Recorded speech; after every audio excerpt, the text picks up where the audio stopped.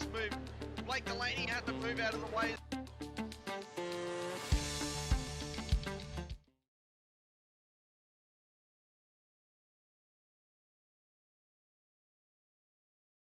Good evening, sim racing fans. Welcome once again to SRWTV.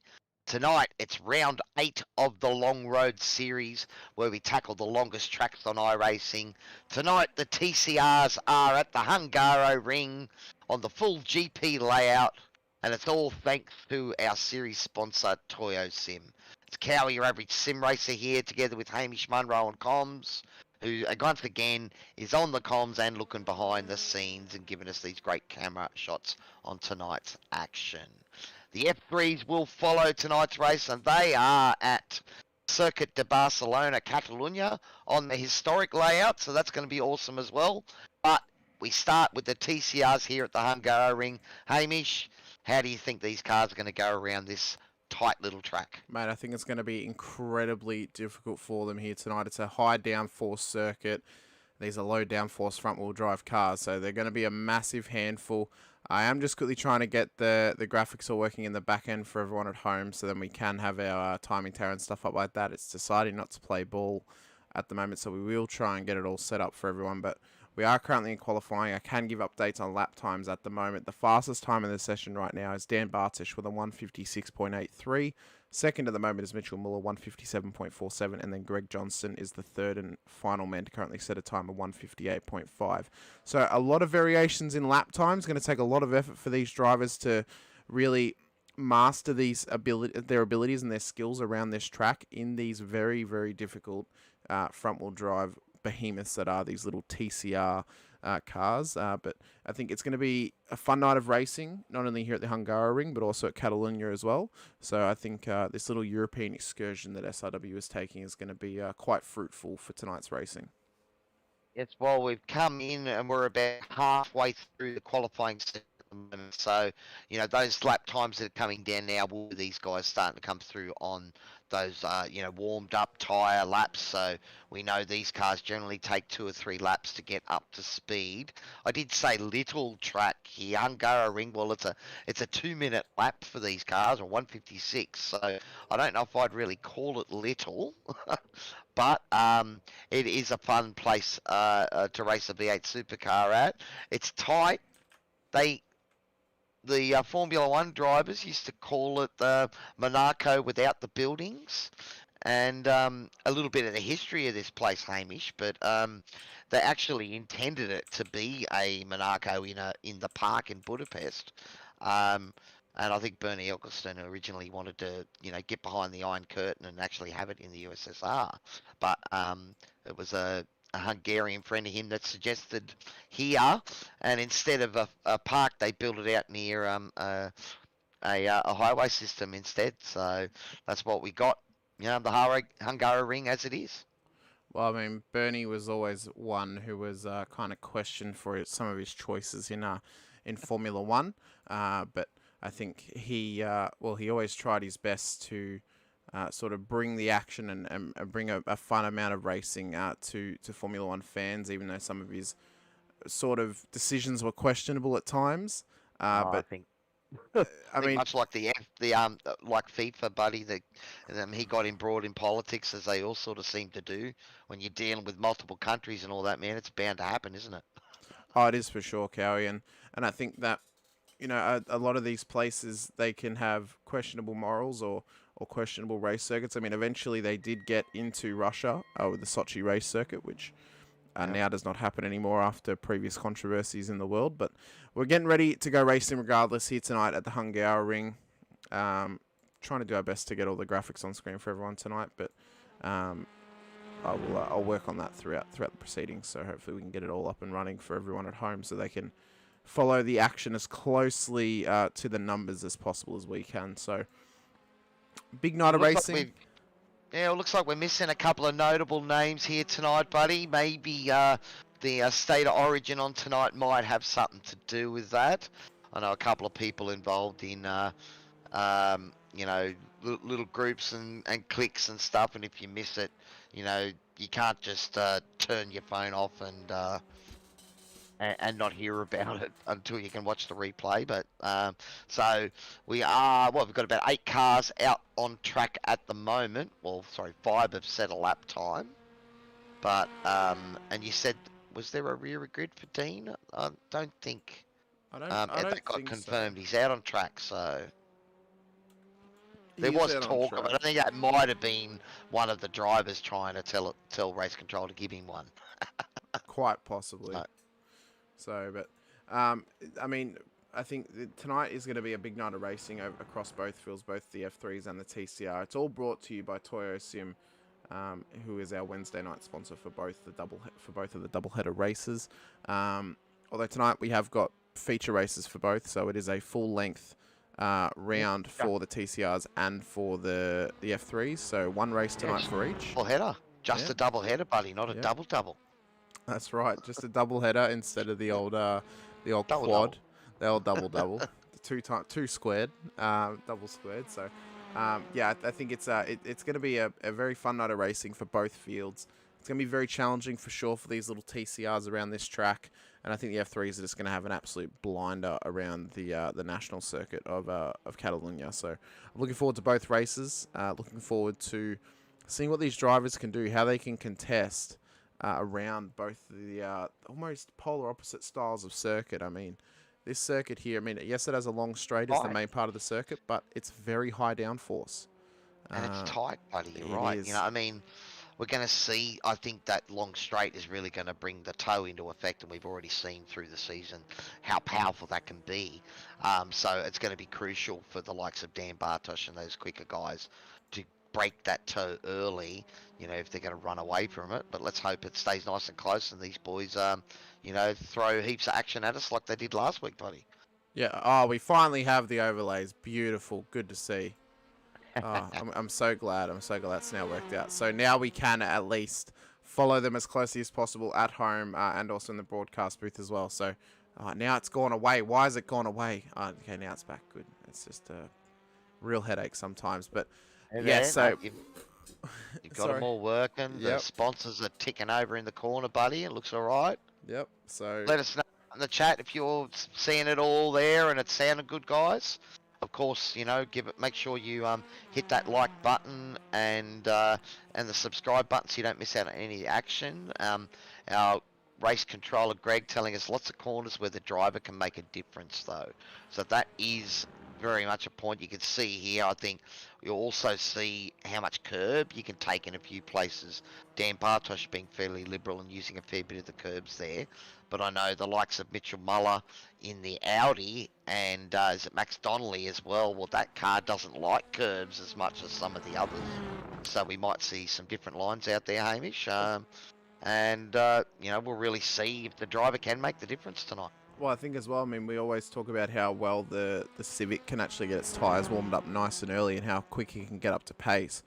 But don't forget, though, that once the Hyundai's tyres are up to temperature, that thing is a little rocket ship. I mean, we've seen some of the runs through the field that some of these Hyundai drivers have had throughout the season. Yes, the Honda has the sort of advantage at the start of the race, but the longer it goes on, it seems sometimes the Hyundai can kind of get into the zone a little bit more. Now, the big out of this race is no Tyson McAvoy, so we're not actually really going to see him control from the front and how his tyres would kind of compare to Dan's in the Hyundai. So I think it's going to be an interesting spread. We have got pretty much an even spread of each car type in the session at the moment. I mean, Callan Hodgson is in there, but he's not out on track, but he's registered to race.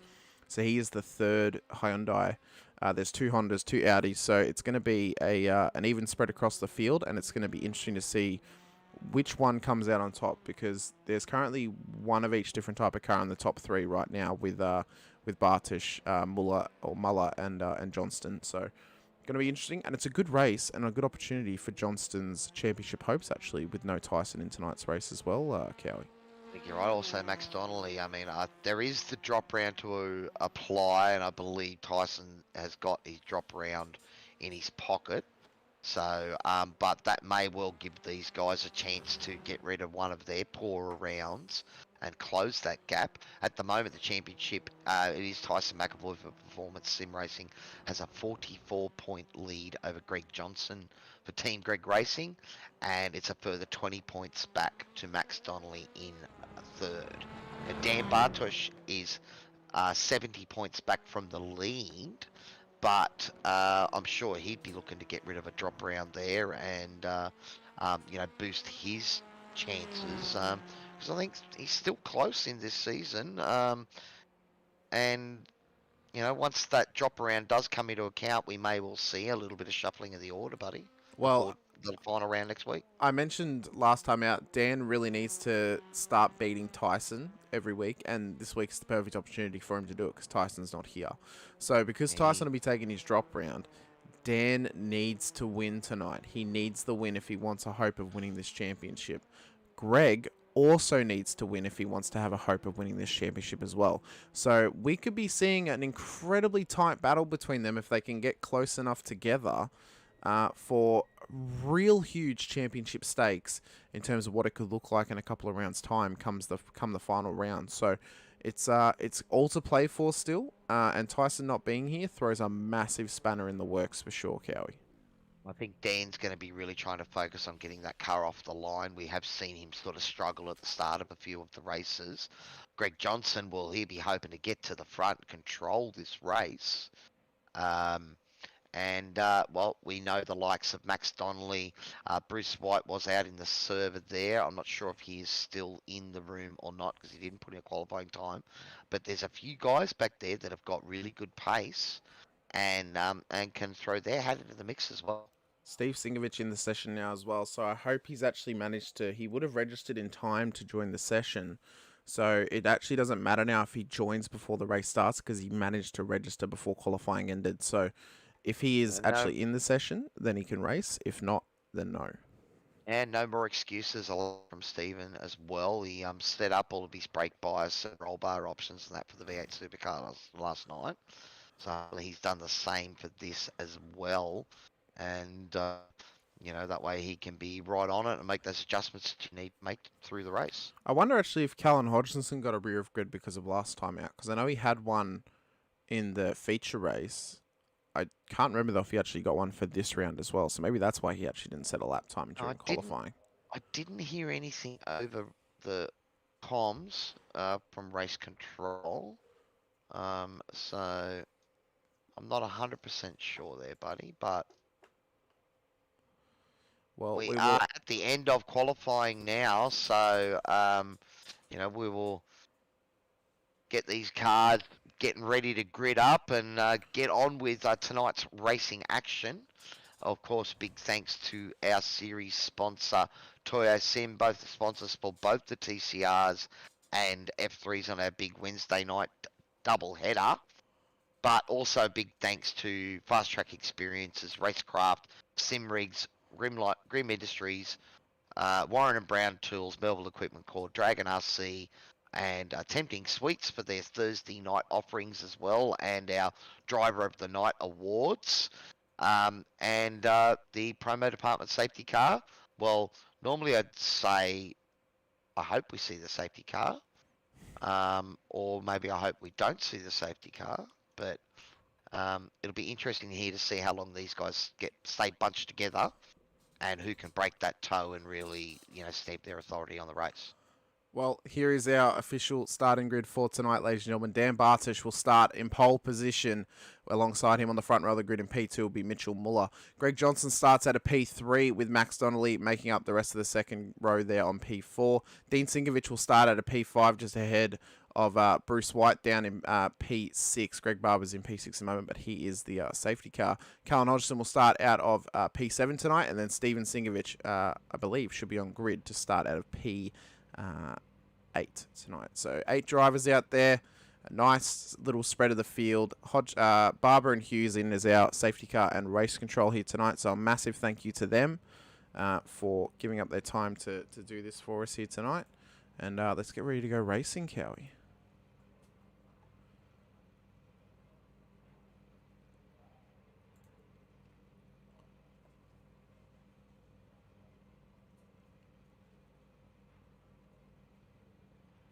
So they are all on the grid.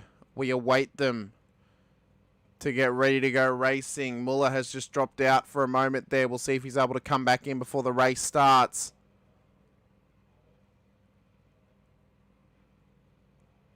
Waiting for the revs to rise. The lights are up. We wait for the 5 red lights. And we are racing out at the Hungaroring. It was a good start there from Bartosz. We could see Muller lit it up on the line just a little bit. A classic move. Oh, there's contact between Johnston and Muller off the start. There's a classic move there from the Audi. Remember, they are a bit hard on tyres during these races, but this now finds Johnston possibly up into P2 past Donnelly. That was a very close move there. Oh, and contact once again between Johnston now with Donnelly this time by. He's a bit of an Audi magnet right now. He wants to put the pressure on Bartosz because there's big championship implications in place for this race. As they weave their way round the tight, twisty corners of the Budapest race circuit.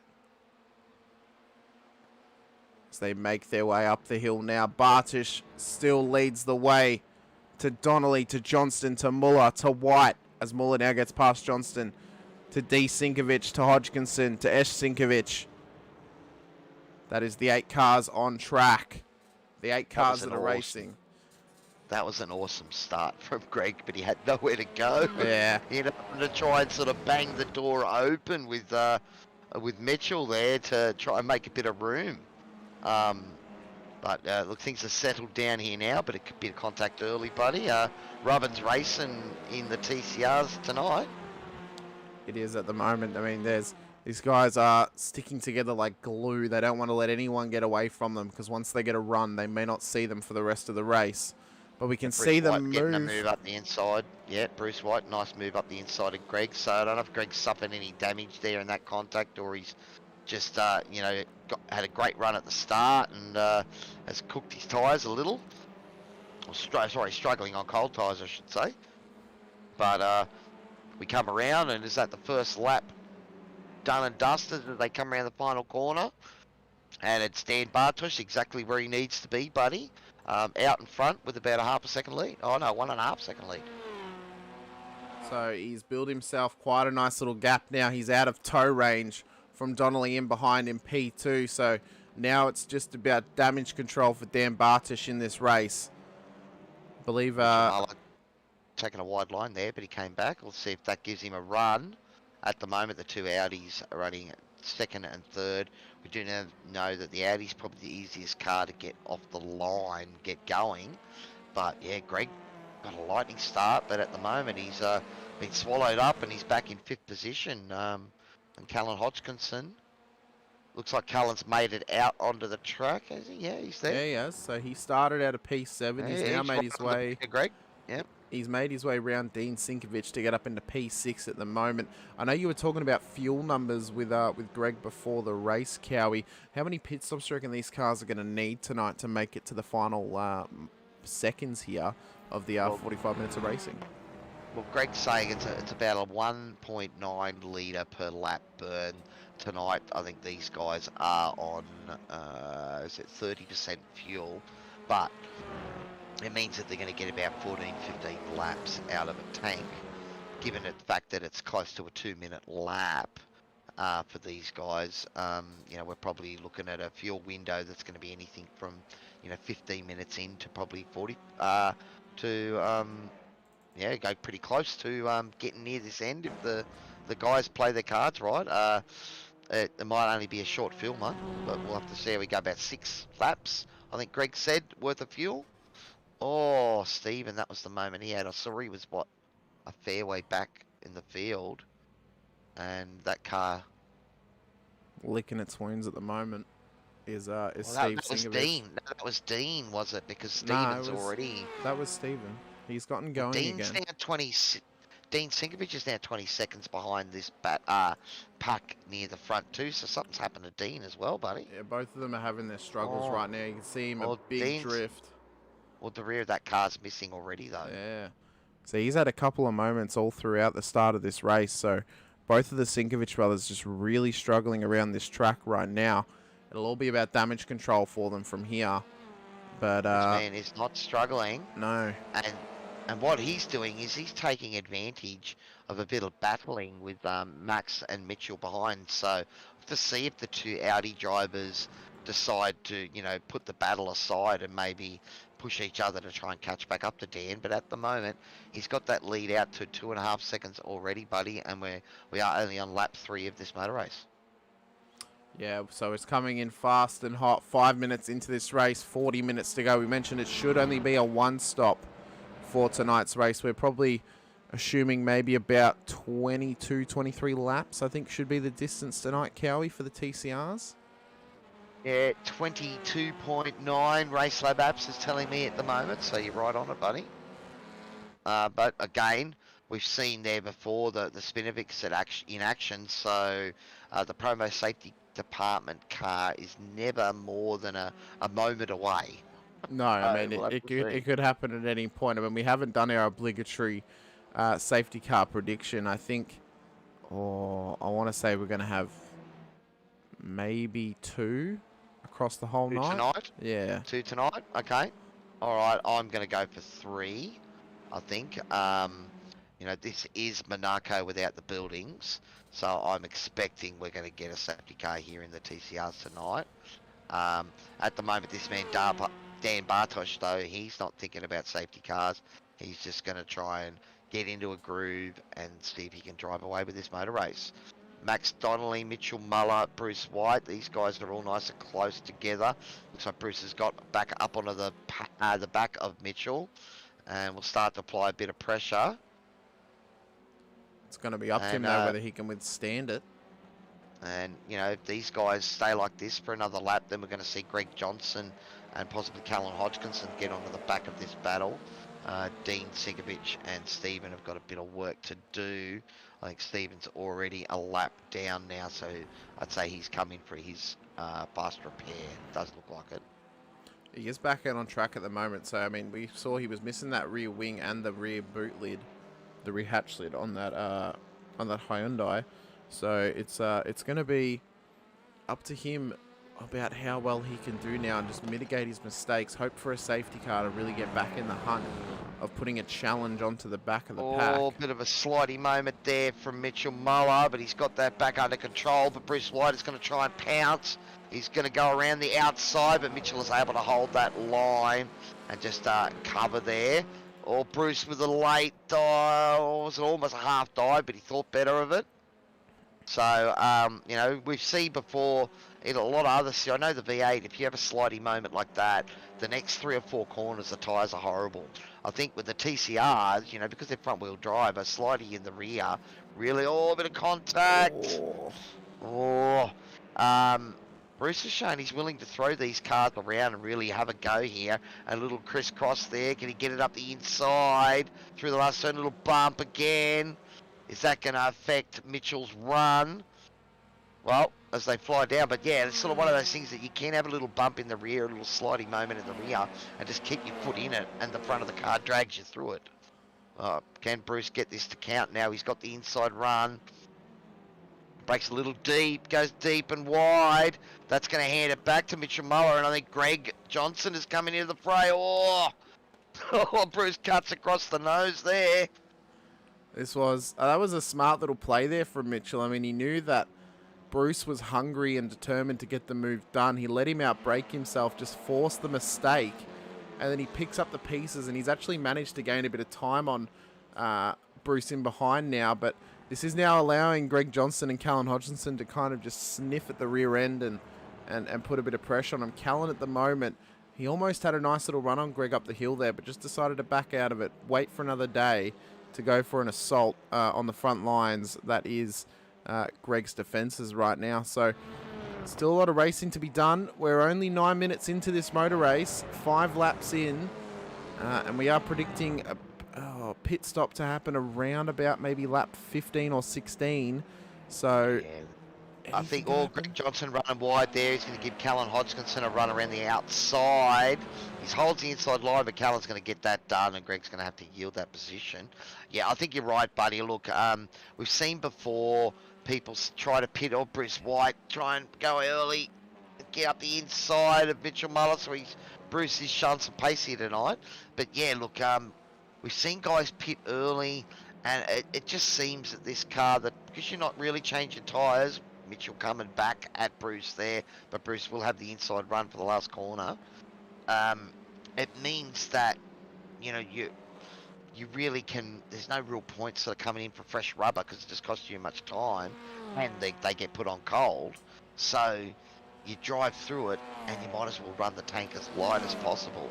So run it right to the end, and then just put the little amount in. There's no point putting weight in the car mid-race if you can avoid it. So I think we will see a lot of these guys go, you know, long on that pit strategy.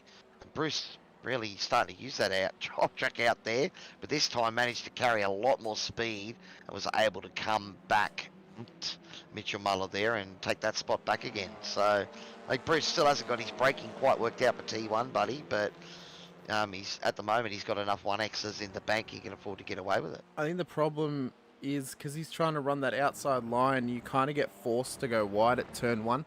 It's pretty much a 1.5 line corner. Like, you really want to have the tight line just to make the apex and make it round, because it is actually such a tight hairpin. I mean, it starts out tight, but then it gets wider on exit.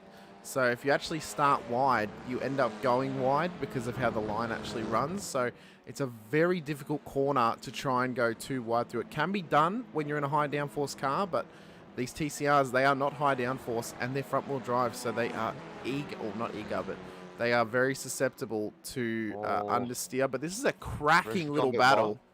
Yeah, Mitchell's not willing to give this up, and he's got the inside line now. Callan Hodgkinson looking to get involved in this as well.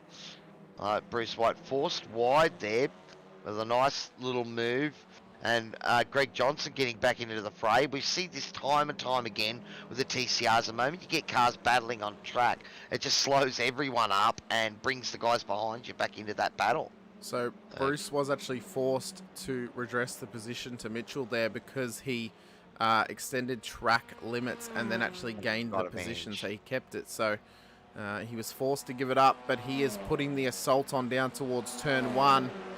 Mitchell will be wanting to keep the exact same mentality as last time by. Let him outbrake himself and then go for the switchback. It's happened again. And look at Callan, though. He wanted to squeeze the nose in, so Mitchell knew it was going to happen. He knows Bruce is getting impatient, and he knows that he's eager to try and get that position done. And he's just forcing him to sort of, like, he's playing the waiting game. He's very patient, and he's just allowing it to come to him at the moment. And what this is doing, it's putting scrub on the tyres on that Honda. It's making the tyres worse and worse. So the longer that this actually goes on, Mitchell's tyres are going to be in a much better position. I mean, we know how bad those tyres can wear on the Audi.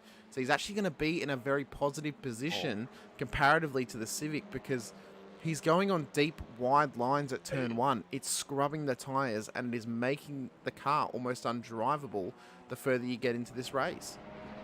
Bruce is just trying to, you know, put on a show here, I think, and these boys eager to fight. Now it's Callan Hodgkinson's turn to take the fight to Mitchell Muller. What it is doing, though, it is giving Max Donnelly and Dan Bartosh a nice little cushion. Dan's now got the lead to Max Donnelly out to about 6.3 seconds, and Mitchell Muller is a further 8 seconds back. Oh, no, he's 2 seconds back, I should say. Yeah, about 1.9. Oh, Callan Hodgkinson with a late dive there. Nice move, but he's going to give up exit speed, and Mitchell Muller trying to go around the outside. Can Callan get across to cover that? He does. Bruce White now trying to make an attack around the outside, and he's going to go for an over-under using the curb. This is good close battles, buddy. It's and unbelievable. Greg Johnson is right on the back of this again, as predicted. He has got the front row seat right now to this unbelievable battle that is happening. You see the headlights turn on. We will go dark by race's end. One thing that I think Bruce needs to be careful of actually going for the inside line at the final corner is not catching that wall that's on the inside at the pit entry there, because it's actually very easy to just catch something on that wall, and it almost just forces you to be a little bit more careful, because if you catch that wall, you're going to get stuck and it's just going to end in absolute disaster. So He is bringing the heat right now to both Mitchell and Callan, and it is creating some phenomenal racing between all 4 of these cars, and it's great to see. I think more importantly, I think he got his brake marker right at T1 that time and actually kept it inside the track boundaries. So, you know, can take the fight to these guys legally and not have to give that place back. So at the moment, you can see now that Callan Hodgkinson's got through, these guys have been able to bridge the gap to Max Donnelly. So that gap was 1.92 seconds. It's now 1.2. And Callan is really sort of trying to break that toe behind him and also bridge the gap to Max Donnelly up in front. We'll have to see if he can actually. We'll have to see if he can actually drag them forward with him. I mean, these guys are all going to have to work together, or have a bit of a hope and a prayer that Dan actually makes a mistake here, because he's starting to do a Tyson McAvoy and just start to run away with it a little bit. This is the only race these guys have tonight around this track. They don't have another opportunity to build some points back in a second race. There's no reverse grid. This is all we get for TCRs at the Hungaroring. So these guys are putting on a massive show right now, a massive feature for us to see in these 45 minutes of racing. We're only a third of the way through, and it feels like we haven't even been going for very long at all. So it's fantastic to see. Been a 4-car battle, and will soon to be a 5-car battle. Big deep lunge from Callan Hodgkinson there, and Callan's starting to show that he's quite strong under brakes there. I don't know if there was contact there or Max Donnelly just on the radio. I missed what was said, but he is starting to fall back into the clutches of this battle pack behind him, and you know, these boys are showing that they're prepared to have a go at it, which is great to see.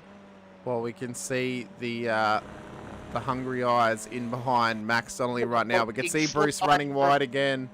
Oh, the massive slide. He got a hold of it and drove out of it. That's one of the things about the TCRs. You can do that. Just keep your foot in it and drive out of it. Try and do that in a V8 supercar and you'd lose the rear in a heartbeat. However, these things also, you can't turn them. You got to try and get the car to flick out for some of these tight turns, and that also can induce that slide as well. So these guys are getting ultra close. Max Donnelly has been reeled in by Callan Hodgkinson and the drivers in behind. He's pulled them forward with him up to the back of Max Donnelly, and he is now going to be involved in a 5-car battle for P2 of this motor race. We are a long way away from being done. We're only just encroaching up towards the halfway point of this race. Dean Singovich has had a moment. We might just cut away from the battle just for a second, just have a little breather and see what's happened to Dean. He's still driving that broken car, or has he fixed it? No, Steve fixed his car. Dean is still driving without a rear wing, and he's just lost the rear end. Yeah. So I think he's just trying to get through to a pit point, but he probably should have enough laps under his belt now. They can pit and get home. Yeah, you would hope so. Because we're close enough to halfway through this race. If it's a 30% starting fuel amount, and then with a bit of a fill. I think we worked it out. They probably only needed to put maybe about 7 laps of fuel in. So the fuel window, you know, we're on race lap 10 now, so the fuel window is well and truly open. Yeah. Perhaps Dean hasn't worked those numbers out and is not aware of that, because, yeah, you wouldn't want to drive a broken car around for longer than you actually absolutely have to. Oh, look at how deep Callan's going under brakes there. Just gains a massive amount of time on the gap ahead, but these guys just starting to settle in a little bit, getting ready to put the assault on. You can see how much time he can make up under brakes, but I think it's actually affecting his mid-corner pace and might actually be hindering him just a little bit, because it's putting a lot of stress on those tires to stop so quickly. And then you know, because it is you know, affecting his mid-corner speed. I mean, we could see it. He's not right up the back of Max Donnelly on corner exit, because Max is taking the corner as he normally would, where Callan's trying to bridge the gap and just kind of force the issue. So these guys are getting closer and closer. Well, it could also be a mix of that sort of the different characteristics of the different makes you know, in the TCR series. You know, so I know I've sort of said before that the Audi tends to be a lot stiffer and doesn't handle the curbs quite as well. Callan Hodgkinson, big dive up the inside, and you can see that Callan's really looking to throw it in and carry that mid corner speed. Sorry, he's throwing it in early, giving up that mid-corner speed, but trying to get it on exit, whereas I think the Audi seems to be a bit smoother through the mid-corner. So you are right there, buddy. But Callan looks like he has got that done. He's shown that he's really strong under brakes there into T1, and it's that Mitchell Muller trying to make a move and take advantage as well. And this is what you see what happens once sort of someone tries to make a move or put someone offline, then there's all these vultures behind you, buddy, that are willing to take a little bit of contact there. No, got away with it. That's good to see. But good close battling, and Max Donnelly holding off Mitchell for the moment. But Bruce White and Greg Johnson also in the picture. So this is not over yet. It's an absolutely fantastic battle right now. It's all for P2 in this race. Look at how close Muller is getting to the back of Donnelly there. None of them want to give this up. Oh, Mitchell just running on the grass a little bit. That was almost frightful for him. Remember that the grass is very, very difficult to maintain on this track. It's almost like ice sometimes. It wasn't kind to me last night at Watkins Glen, I'll tell you that. But, you know, these guys trying to use all of those track limits, just trying to find any skerrick of an advantage that they can have on the car in front. You can see Mitchell getting a really good run there, but Max, you know, able to sort of lengthen that out. I think sometimes a bit of the sort of closing under brakes can be a bit of that concertina effect that we're used to, but, you know, when you're also throwing in different makes of cars with different characteristics, that can, you know, exaggerate that. All right, so Dan Bartosz, the first to come in and pit, so an early pit stop here. He does have a nice little window, but his pit will bring him back out behind these guys. It's an interesting call because he could easily get caught up behind these guys if they decide to go long. That is true. So it's going to come down to how much pace these guys will have going long. I mean, I doubt that he will take tyres on the Hyundai, so it's going to be a very interesting strategy play. I mean, he may very well still remain 8 seconds in the lead if these guys, or whenever these guys pit, but it's going to depend on what these guys' lap times are, what his lap times are when he comes out of the pits, and where he comes about. He's come out a little bit ahead of Steven Sinkovic, sorry, on track, so he actually has clean air ahead of him. So now he just needs to keep the head down and keep on pushing forward. These guys battling, though, should do him a little bit of a favour in terms of the distance that he may have when they finally come in. Well, he has about a 20-second or so advantage on this battle here. Callan Hodgkinson is getting a little bit of clear air now that he's made it through on Max Donnelly, and that battle behind is still raging hot. I think these guys have probably only got another 2 or 3 laps worth of fuel in the car, so being 20 seconds back or so, I don't think that's going to affect Dan at all. So these boys here are battling each other, and Mitchell Muller looking to get up the inside there, but thought better or didn't quite have the speed. And again, we've already seen the dangers of sort of outbraking yourself. I think he might just be trying to put the fear in Donnelly a little bit, maybe make him think that he is actually going to go for the move. Okay, here we go. So both of these boys pitting. Looks like Bruce White coming into the pits as well. So is it Greg Johnson that is going to continue on and do another lap? Greg and Callan both staying out at the moment. So these guys maybe are actually hoping to get a little bit of an undercut done here on Callan, but with such a long lap around here, I mean, we know it's almost a 2-minute lap time. I don't know how beneficial it's actually going to be for them. I think Greg is actually going to benefit right now being in clean air because he doesn't have to worry about holding back and not putting the pressure on these guys too much. So everyone here remembered to turn their tyres off. None of the cars going off the jacks. Bruce White with the quickest of the stops. And he has jumped both Or is it Max Donnelly managing to get through Mitchell Muller? So that stays as it is. Dean Sinkovich, is it? Has come out in front of this group as well. No, it's Stephen that's around them, Stephen. so he'll let them Stephen go. has got through. Yeah, he will get out of the way. But that Bruce White has taken a couple of seconds advantage there in the pit. So Bruce White, an 11.52 pit stop compared to 14.67 for Mitchell Muller, and 15.1 for Max Donnelly. So there's a 3 second shorter stop for Bruce.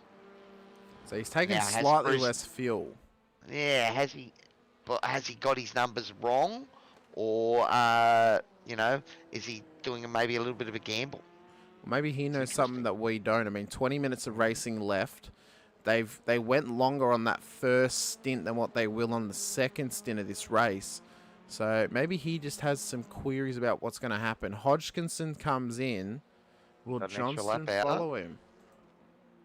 No, he stays out. Okay, so Johnson with some clean air. We'll see what he can do. What sort of lap time did he put down that lap? He's sticking to his fuel numbers right now that he mentioned. I mean, remember he said 1:57.4. So only 300ths off his best time so far in this motor race. So driving to a strategy and a plan here. We'll just see how that comes out with the Team Greg machine. All right, Dan Bartosh coming through. Where will Callan Hodgkinson come out? He's still in the pits at this point. Bruce White coming down. Is Callan Hodgkinson going to make it out of the pit lane in front? He's coming now. This is going to be close. I think Bruce might have him. He's got him. Can Max Donnelly get Callan as well, or has he come out in front? Oh, it's Mitchell Muller going for a move up the inside. Nice move there. Covers the exit. And you can see how Callan Hodgkinson did get through Stephen Sinkovich right in the middle of this mess. But he gets out of the way. And Max Donnelly, can he see that as a chance to fire one up the inside? Not quite. So, but this battle is still on. The two Audis, they've been at it all race. They've just led a couple of Hyundais and Hondas through. So they've now found themselves out of P2 and P3 and all the way back down in P5 and 6 right now. I suspect it's provisional P4 and 5, but it depends on how short Greg's stop is, because he will be able to now short fill slightly more because he's going further on his tank. He'll need less fuel to get to the end, but again, it's what we always talk about. It's the balancing act. It's knowing exactly what you need to get to the end. Yeah, has Bruce underfilled himself? Greg did say he's been pretty trusting of the auto fill in iRacing, and Greg is continuing out there with another lap. So we did say that, the tank was about 15 laps worth of fuel, so he's going to go that full contingent, and we'll see if that has enabled him to, keep those times up. Well, the previous lap that he did was a 56.96, so his times are dropping just slightly. Pit lane travel time here is about 40 to 47 seconds. The fastest was 42 seconds out of Bruce White, who had a 3-second advantage on his pit stop time. He had an 11-second stop. Yeah, so has he underbuilt himself? I don't know. These are all the questions that will be answered. So it's going to be telltale now of where Greg comes out compared to these guys in behind. Their lap times will also give us a good indication of how he's lapping against them. Now, Bartosh did a 57.18 the last lap. He should retain the lead, barring no incidents. Bruce White did a 57.37, so he's outpacing Greg at the moment by about 0.6. Muller did a 56.98, so he's going even faster right now. And Callan has just come onto his next flying lap, so he hasn't actually done an under 2-minute lap time since actually coming into the pits. So these are going to be answered for us over the next course of 15 or so minutes towards the checkered flag. Will Greg Johnson come in this lap, or will he remain out on track? Got to be starting to get close to running on vapors at the moment, but he was the man who gave me the fuel numbers, so he had worked it out and driving to a plan. But yeah, here he's coming in now. Yep, he is. Yeah. So Greg So we into the will pits. keep an eye out and see how he goes.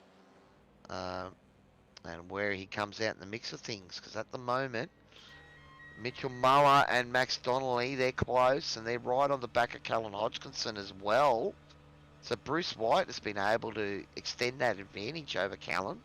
He's got it to about 3.5 seconds out on track now.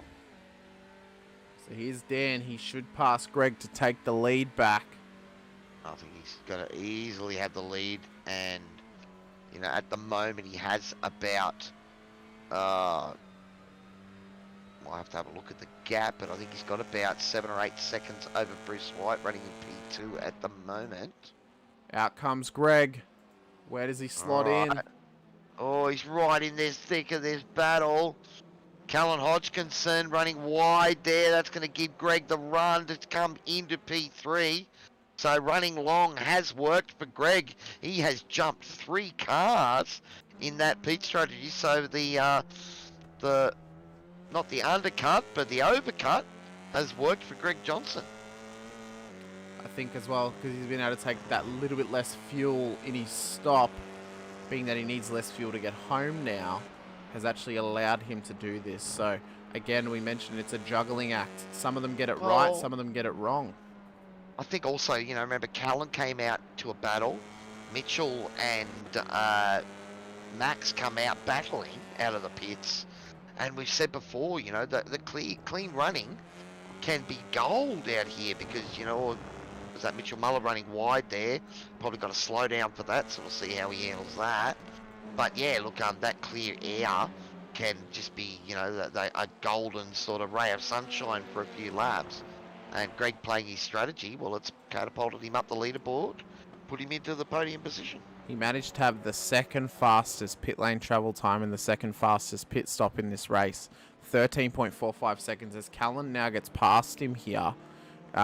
Greg's pit lane travel time was a 44.17. It was exactly 2 seconds slower than Bruce White, who now has almost a 5-second gap over Callan Hodgkinson in P3 at the moment. So many a different fuel strategies at play in this race. This has allowed a massive reshuffle in positions, and we still got for nearly 10 minutes of racing left, about 13 minutes of racing left in this beautiful TCR race around the Hungaroring, and it is still all to play for here, Cowie. I'm concerned for Bruce because I get the feeling he might have underfueled himself. I know Greg, he said he's been trusting the auto iRacing and hasn't let him down so far. So, you know, I mean, what you're talking maybe 2 litres in a second delivery? Yeah. So Bruce to have a 3 or 4 second advantage in the pit stop, that means he put 5 or 6 less litres on. Okay, incident involving car 5 was noted, leaving the track gaining advantage. That's Mitchell Muller, but I think that he's given that spot back to Max Donnelly now, so I think he's redressed that already, because it's, yeah, so I think he'd redressed it straight away because there would have been a slowdown. So he's had the advantage there. Yeah, and he's let Max back through. So I think Mitchell self-enforced that himself. Race control has noted it, but I don't think they're going to need to do anything about it. So Bruce White currently in P2. He's got almost 10 seconds gap ahead of him to Dan Bartish in P1. And it has been a clinical display from the start. He was managed to build a gap early and then just maintain it. Let all the guys behind him battle it out while he just cruises on round to, hopefully for him. It was the only man in the 56's last lap. Let's have a look at his lap time for this one. But at the moment, he's lapping at least a lap quicker than the rest of the field. That lap time was a 1:57 flat. So we'll keep an eye out on Bruce's time that lap over the line with a 1:57.3. So Max still with the 0.3 advantage, and for Bruce, he needs that to be going in the opposite direction. Callan Hodgkinson just said his fastest lap of the race of 1:57.01. Johnston did a 157.14, so that was also his fastest lap. Max Donnelly also doing his fastest lap as well, a 157.5. So the pace is now back in the cars. And now that they're not battling, they are just kind of rolling on round and setting some good lap times. Yeah, giving each other a nice little advantage of a draft where they can. But Greg Johnson just staying on the back of Callan here. Callan showed great pace and a nice slick move to get up the inside there before. But at the moment, he's not driving away from it. So, Greg, there's a wide moment there from Callan. Is that going to have a slowdown in it? I doubt it. But it does give Greg a chance to, bridge that gap. And, Greg is really focused on consistency this season and keeping himself out of incidents. And that's why he's running P2 in the championship at the moment. He is ultra consistent all throughout the season. And being consistent today has, well, seen that he is now within the hunt for a podium finish. But he needs to try and bridge the gap between him and Callan and put the pressure on him here. We are 5 minutes away from guaranteed no promo department safety car in the TCRs tonight. So you're going to have a bit of a hope and a prayer if there's a big stack. It's going to be a crash fest in the F3s, I need, don't I? That's what you need. My prediction kind of came to the thought that these cars might be a little bit spread out. And well, after seeing we did actually get to see the Spinovics in action before I made that safety car call too. Remember, buddy? Yeah. But I think I kind of thought they'd be a little bit more spread out and not really able to have major incidents with each other, and it would come down to the drivers actually having a big incident. But I think the fact that there is actually a good runoff at this circuit, which is what I think actually kind of makes it a little bit different to Monaco, is Monaco has 0 to no runoff, or 1 to 0% runoff at that circuit. No buildings. Yeah. This circuit. No buildings right next to the track. Yeah. So this circuit at least has some runoff, but it has also got the dangerous straighted grass as well. But I think we are edging closer and closer towards the end. Lap 19, 36.5 minutes into this motor race. We are looking more and more likely that we're going to get to maybe lap 23, 24 in total race laps here tonight. 23, I would think. Yeah. But at the moment, Callan Hodgkinson holding on to that P3 position. He's just put the hammer down that last lap and taken a further 3 tenths, I think, out of Greg behind him. No, sorry, he was 3 tenths less the lap before. But he's just starting to bridge that gap now. Greg's going to have to keep on it if he wants to stay in the toe down the straight. Because I think once that toe's breaking, that's when we see the cars really starting to spread out. Dan Bartish has now extended it past the 10-second gap. 10.4 seconds is the gap back to Bruce, and then 15 seconds back to Callan Hodgkinson from the leader. There's 4 seconds separating P2 and P3 at the moment. So all these drivers now, it seems that the first half of this race was close, tight battling. The pit stops have then spread them out a little bit and not actually allowed them to stay close enough to really put the pressure on each other. And I think maybe the tyre wear might also be coming in as well as a factor of allowing the drivers to really push and fight for position.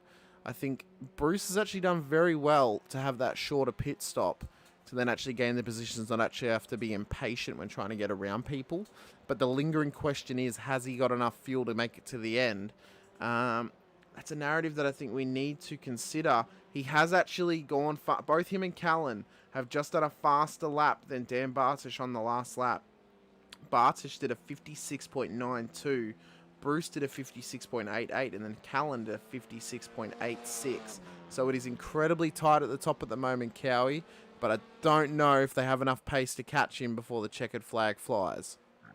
Dan's controlling this race fine. He with a 10-second relative, he's got plenty of opportunity to milk that gap and do with it what he wants. I think Bruce is definitely, the pace that he's showing out there is telling me that he's not aware of any fuel concerns. He's just driving this hard. He definitely doesn't look like he's trying to save anything. Maybe he has got enough on board. Maybe he was also able to save a little bit of fuel, although the assault that he was putting on the back of Max Donnelly and Mitch Moller did not really lend itself well to this theory. Maybe he was able to actually save a little bit of fuel over the first stint, which then allowed him to add less into the car during the pit stop. But I mean, again, it's all sort of little Can be tactics. considerable. The fuel save behind another car could be quite considerable. You know, definitely using the V8 supercar, and these things are quite boxy, so they do sort of affect that air. And you know, we know that, you know, a game being that blocky sort of style of car, you know, if you've got something else punching the air in front of you, that could make a significant difference. So yeah, maybe that has enabled Bruce to run, you know, do that shorter fuel stop. Perhaps these boys will end up with an extra lap or two of fuel that they didn't need, some of them. So, but I think, you know, the other thing well, it wasn't just the pit lane time, it was in the pit stop itself. So it wasn't the transit time. It wasn't as if Bruce attacked the entry any harder than anyone else. So yeah, look, it's he's certainly not driving like he's running out of juice, mate. No, he's not. So he's definitely not fuel saving right now. We are under 5 minutes to the end of this race, so good old Adam Hughes and Greg Barber do not have to worry about pulling out the BMW Promo Department safety car in this TCR race tonight.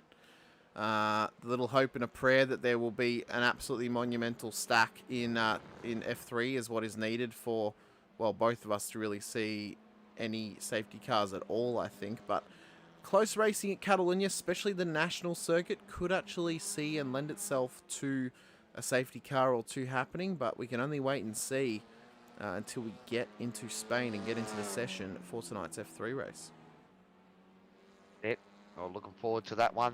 We are coming to the end of our TCR race here. This is round number 8 of our long road series for the TCRs. Our series leader at the moment, not here tonight, so these boys are trying to bank a heap of points to take into the final round next week. Once we have the drop round and all that assigned, so hopefully we should have a ladder next week taking all of that into account, and we see where things will stand. But you've said before, Dan Bartosz needs to beat Tyson McAvoy out on track. Well, Tyson's not out there tonight, but Dan has done the next best thing. He is running away with this race now. That gap is out to about 10.5 seconds, so he's just stabilising it now and getting to that point now where he just minimises any mistakes or any chance of mistakes. Consistent 56s is what Dan is doing. Bruce has just set another fastest lap of the race for himself that last lap, a 57. Sorry, no, he didn't. Sorry, he did a 57.26. But Callan Hodgkinson has actually done a new fastest lap of the race for himself, and it's 0.03 away from the fastest lap overall in this race, of 156.46. So Callan is absolutely flying right now. But Greg Johnston has also just done a 56.89, so he's got some mega pace about him and has now extended the gap over Mitchell Muller in P5 to around about 4 seconds. Yeah, but we've probably only got another maybe 2 laps to go of this motor race, so a 4-second gap might as well be 20, I would think, at this stage of the race. A 10-second gap or an 11-second gap that Dan Bartosz has got now, well, you know, he could have almost clutch it in and cruise home in this final lap. Let's have a look. There probably will be one more lap after this one. And as you said, it's starting to get dark and the lights are on for the finale of this motor race, buddy. So we are edging closer and closer to the sun setting in the sky and the sun setting on this race. Dan Bartosz will cross the line. There will be less than 2 minutes to go in this race when he does, so I'd say we're going to have the white flag lap when he does cross the line. So the prediction was correct, about 23 laps in this one tonight. We can see Barney waving away. We'll see if he is up to par there or he if is, he's had a white couple. flag. Barney's working his magic. White flag lap it is, so one more to go for Dan Bartosz. I'm sure Dan would have loved Tyson to be out here tonight and battling hard with him, but he will take the victory. He certainly, you know, hasn't. It's not that he didn't have to work for it. He had to nail that start and get clear because there was quite a bit going on at the start of this motor race, Hamish. Yeah, I mean, he did very well. He was very lucky to get the pole sitting position, and the fact that Mitchell bogged the start really helped him because it forced, you know, the pressure on Mitchell from Greg in behind, who was able to put the pressure on him into turn 1. Dan had a clean start. He had a clean run throughout the first couple of corners, and it just allowed him to bridge that gap, just to really force the issue to the cars behind and put it in their hands, put it in their hands to close the gap. Battling. They started battling, buddy, and we see time and time again, the moment you battle, you give away time, and that was where that gap just appeared, and Dan's just been able to manage it from there. So maybe the tactic should have been just don't battle with the person behind you. If they're trying to get the move done, let them get it done and then just follow them around, because we've seen that, well, Bruce has actually got the pace about him. So maybe if Mitchell had just let him pass and just followed him around for a couple of laps, that might have actually stopped the gap from growing as monumental as it did. But Dan now has only got 4 corners to go. Make that, oh, actually no, 3 corners. Make that 2. As he rolls around, we can see Dean just letting him pass there. He will come around towards the final corner of this magnificent Hungaroring. Dan Bartosz, a class above the rest today. A dominant performance from the Jedi Boy Racing Hyundai. And he will take victory here at Budapest. What a massive victory it was for him. Let's see how Bruce comes across the line in P2. And that was the gap. That was how close Callan came. So Callan sort of was able to bridge that a little bit towards the end there, but Bruce with a great pit strategy, basically taking 3 seconds out of the field. So I wonder how many of these guys overfilled. Oh, I mean, I think that the numbers would not lie. I think both the Hondas had a good pit stop. They had a good amount of fuel added into the car as well. And I think, I think you might be right. Could have been an inherent advantage of the car as well. That Bruce driving the Honda, and perhaps, and we saw Greg go along with the Honda too, and did the next best pit time. So there you go. Maybe it was that Honda just using maybe a little bit less fuel per lap than the other cars, which meant he didn't have to put quite so much in at the end of the race there. So it's a tick of victory for Dan Bartosz. There's also a tick of victory for the Hyundai Elantra. The Elantra? No, that's the Veloster, isn't it? The Veloster, yeah. The Veloster, sorry. Can't help that there's 2 Hyundais that you could possibly run in the TCRs. But yeah, a tick of victory for the Hyundai Veloster here tonight. A tick of victory for Dan Bartosz and a tick of victory for Jedi Boy Racing. And now edges the gap between him and Tyson McAvoy at the top of the field even closer. It also means that Greg Johnson's P4 has allowed him to bridge the gap just slightly to Tyson as well. We will bring up the provisional race results here for you, ladies and gentlemen. Hopefully they actually show us they will. So Dan Bartosz takes victory here tonight ahead of Bruce White and Callan Hodgkinson, making up the rest of the podium. Greg Johnson finishes out a P4 just ahead of Mitchell Muller and Max Donnelly in P5 and 6. And then the Sinkovich brothers making up the rear of the grid in P7 and P8 tonight. Poor old Adam Hughes not able to run around and do some laps of this circuit during the race in his Prem Department safety car. But we'll see if he's able to do it out at Catalunya in a couple of moments' time. So we await the podium finishers to get into the green room to have a chat to us. Hopefully they will. We will bring up the old intermission screen as we swap over to... We're probably happy that the safety car didn't get out there to just see him in practice putting it in the wall a couple of times. I think there's a grass excursion there as well. Yeah, so it's probably a bonus that he didn't actually come out on track tonight. Except that I predicted 3 safety cars tonight, so well, hopefully we'll be going over to the Catalunya Crash Fest very soon. Oh, hopefully. But we've got our green room podium to talk to. We've got Dan Bartosz in the green room. We might just give the boys a chance to see if any more of them come in. If not, we will bring in someone who's probably very happy to walk away with the W. Oh, there's Callan. I'm hoping Bruce has got a mic set up and he can jump in as well. So, just to give a little bit of inside baseball here, I thought I owned Catalunya. I don't. Oh no! Oh no!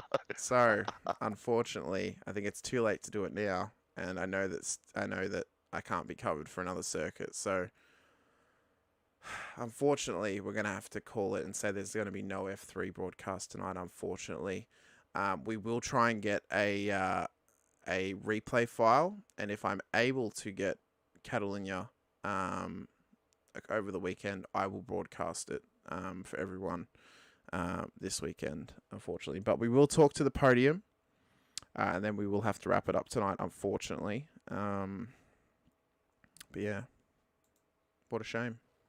Oh well. Oh, Hopefully. well, looks like we're missing Bruce White from the green room. So let's bring both Callan and Dan down into the green room.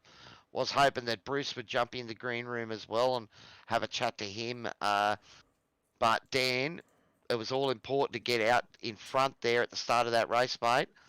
You managed to do it, and then it was just a matter of driving away from there, buddy.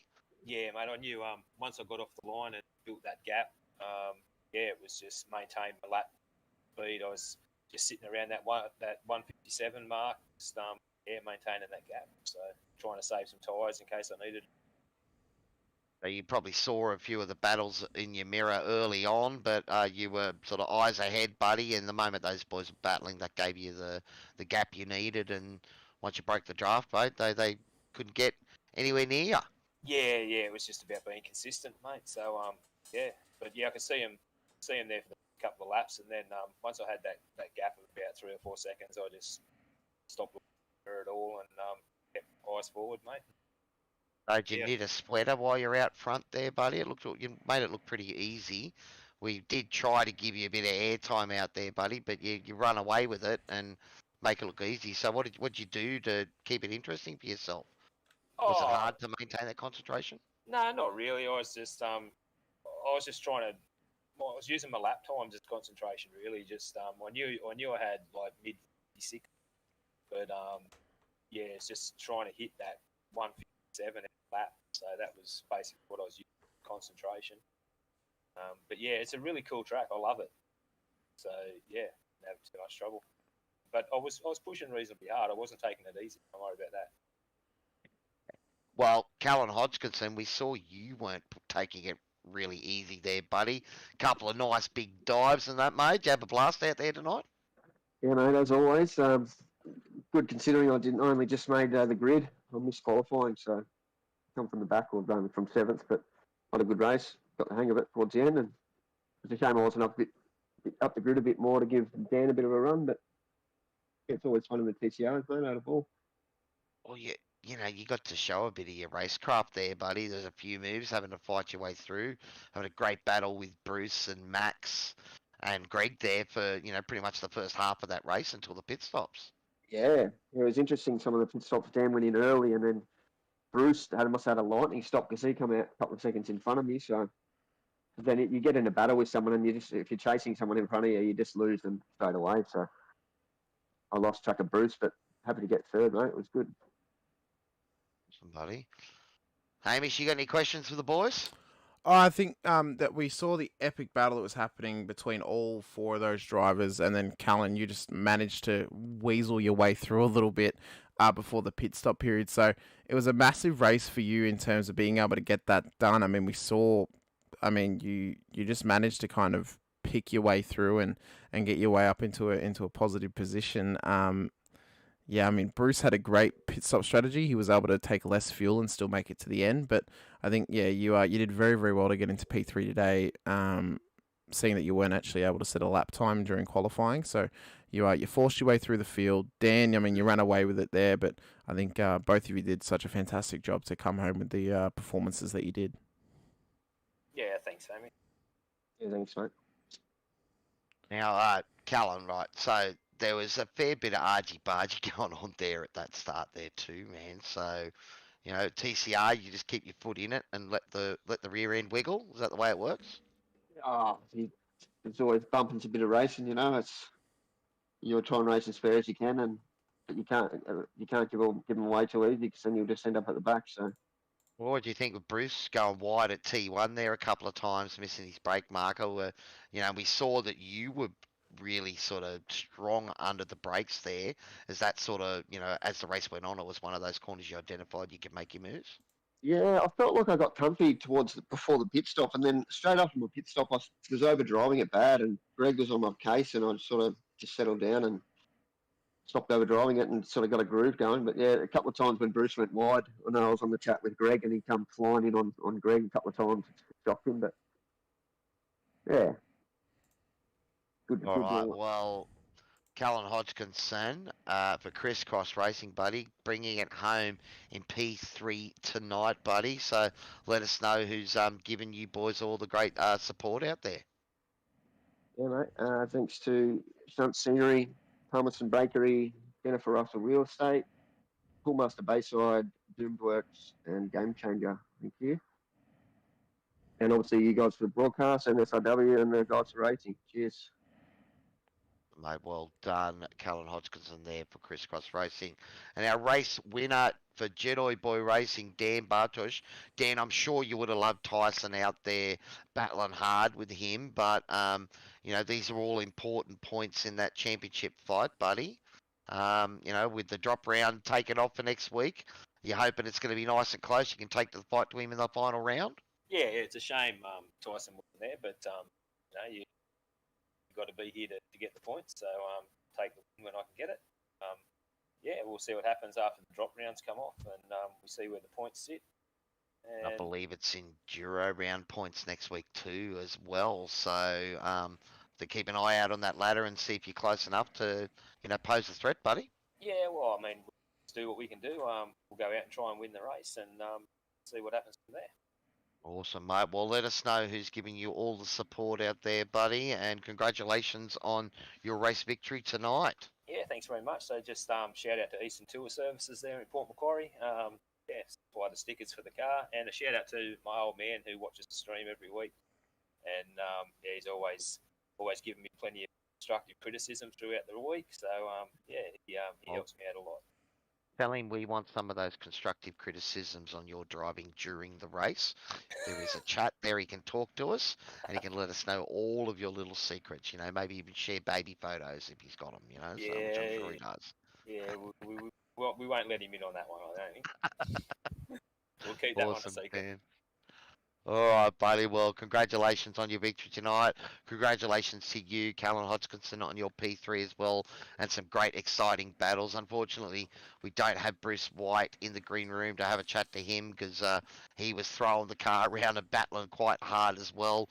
Did make for awesome viewing. But congratulations to our podium for our TCRs. Well done, gents, and we'll let you go. Thanks, guys. Boys. See you next week. Thanks, boys. All right, Hamish. Well, she was a cracker of a TCR race there. We were scheduled to go with the F3s tonight, but We might take we'll take a quick little 5-minute break. I will go have a quick chat to the organizer, see when I can actually get this thing broadcasted, because it's probably not going to be able to happen tonight, unfortunately. But we will be back after a short intermission break, and I will update everyone on what the go is going to be on the F3 broadcast. But yeah, so don't go anywhere, guys. We will give you an update on what's going to happen with the F3s very, very soon, and we shall be back shortly.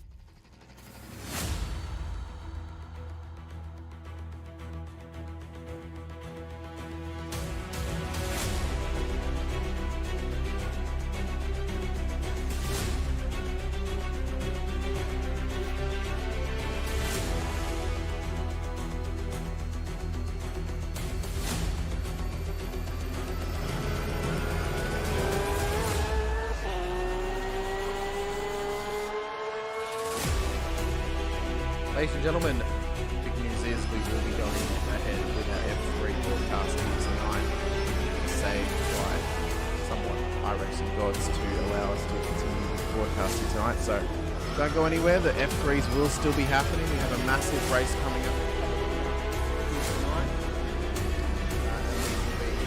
And we will be getting ready to go racing very, very shortly. So just getting everything ready to go. We'll be getting ready to go racing once again. And it should be a big night here for F3s out at Catalunya. One track that I'm very excited about for sure, being that it mirrors the F1 calendar somewhat. A big field of cars out there tonight as well, which is good to see. So we're going to be in for a big night of racing. We are just awaiting. I'm just waiting for Cowie to confirm that he is back and ready to commentate here, because I know he was outside, but he is now back, which is good to go. So we'll load into the session and we'll get ready to broadcast this thing, which will be good. It should be good watching these F3 monsters battle their way around an actual F1 track. It's good to see, and as you said, with our Mirror Series running as well, is there an F1 race this weekend? There is. There is. Yeah, there is. That's right. Great to see the boys on an F1 track. So this one will have, points to accrue in both series, our Long Road Series and our F1 Championship Series as well. So a big race for these guys, and good field of drivers out there, buddy. Yeah, 15 drivers out there at the moment, which is great to see. Absolutely phenomenal, which is very, very a positive note for sure for the F3s. I know that it is a very popular series, and I think next season we should actually see a bit of an influx of drivers coming in, which would be great to see. We have had a couple of outs over the last couple of weeks, but they have now returned and come back into the series. Namely, Adrian Loretti racing once again this week. Adam Simpson has also managed to join 2 weeks in a row in the correct car, so he is guaranteed to be racing. A bonus. And Keegan Caldwell as well back into the series this week as well, which is good to see. So many a driver out there getting ready to go racing. Jay Dixon, though, is still yet to come back into the F3s this season, which is understandable. Not everyone can actually do it. So, but we will now come into the session, which is absolutely fantastic to see. We have them out on track here at Catalunya. Nice little battle happening at the moment between the fishy cars of Jason Chin and I believe it's Adam Simpson on track at the moment. So very good to see. We got 5 minutes of practice left, Cowie. 5 minutes to sort of bring our viewers into understanding what's going to go into this Catalunya circuit here tonight for the F3s. It's a tricky circuit, as you can see. What does it looks like? A big sideways sort of backward S, I suppose.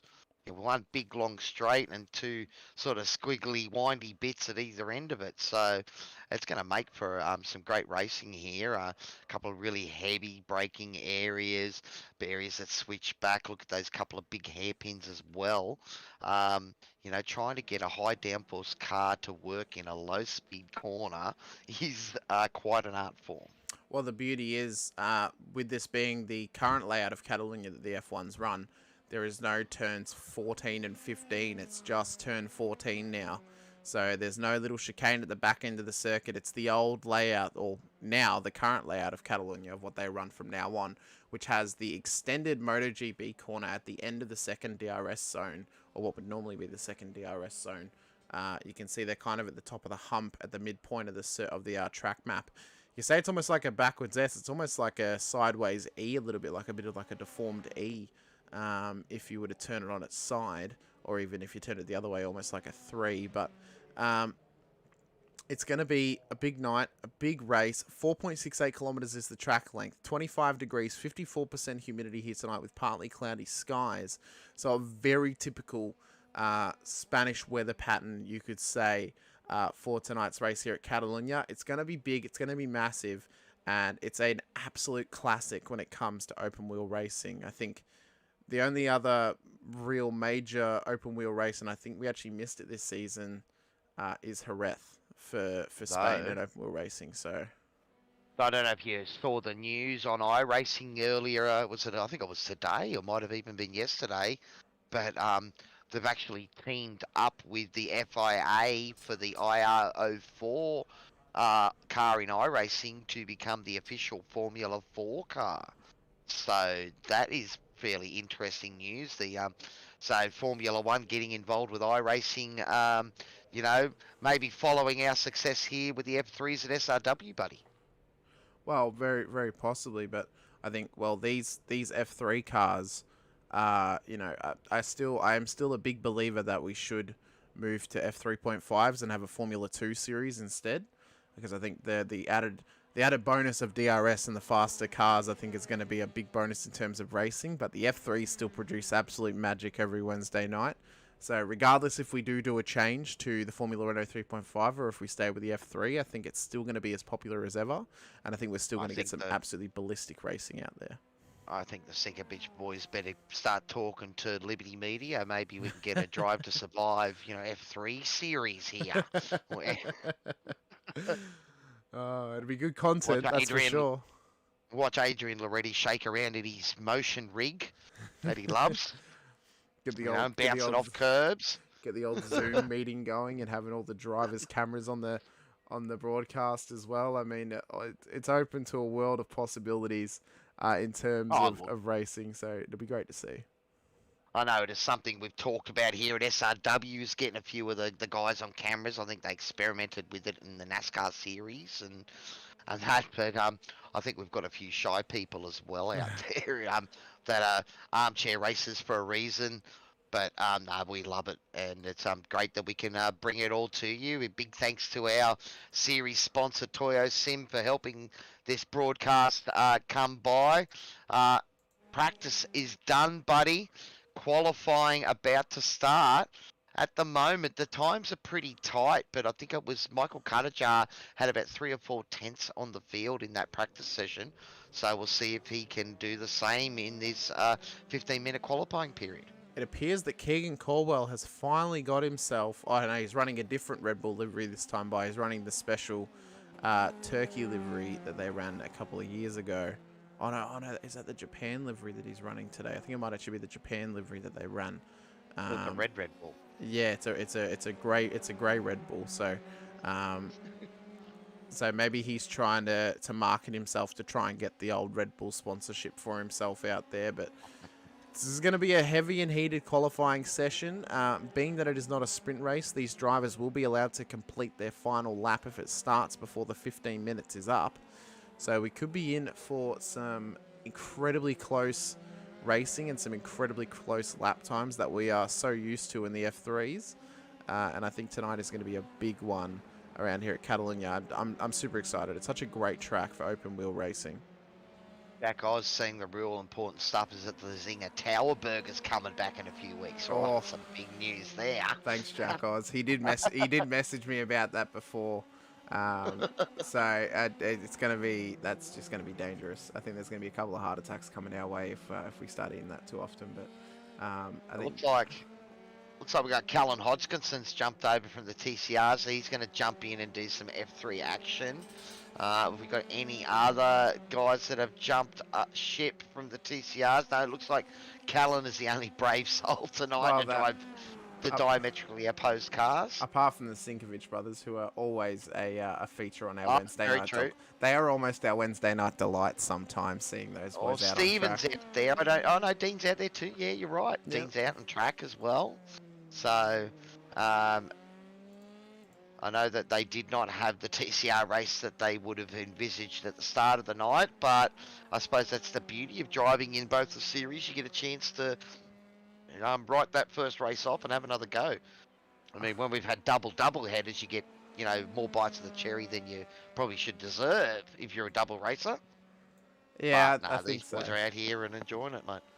So Jack was as well saying El Planico. So I wonder if any of these drivers have got their old plan in place here tonight, being that it is the home race of Fernando Alonso. And then he's also asking if Mike Honshaw is racing tonight as well. So nice little reference there from him.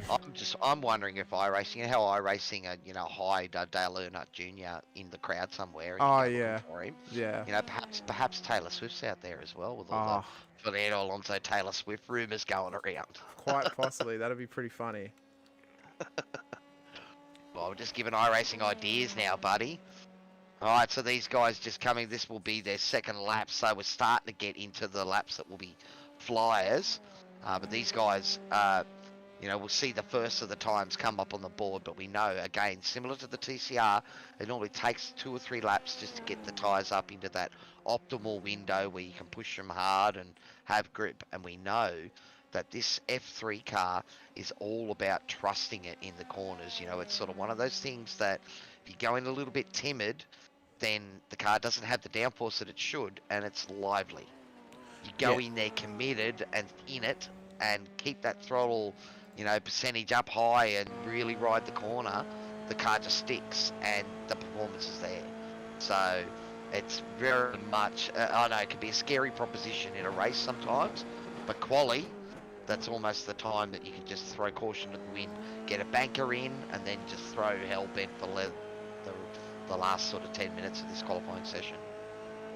So a couple of kittens out there just finishing off their first lap here in qualifying. Jason Chin as well following in behind. So all of these drivers just trying to set a nice little banker lap here before we get close and close towards the end of qualifying. Michael Kadajar has already gone better in his first sector, setting a session best time so far. We'll have to see here how much faster he can go. We know that he is an absolute rocket ship in that F3 car. We see here the big deep line that they now run at Catalunya for the F1s. This is the old, well, this is what they were running for a long time in MotoGP, and I always question, why don't you run this corner? Well, now they do.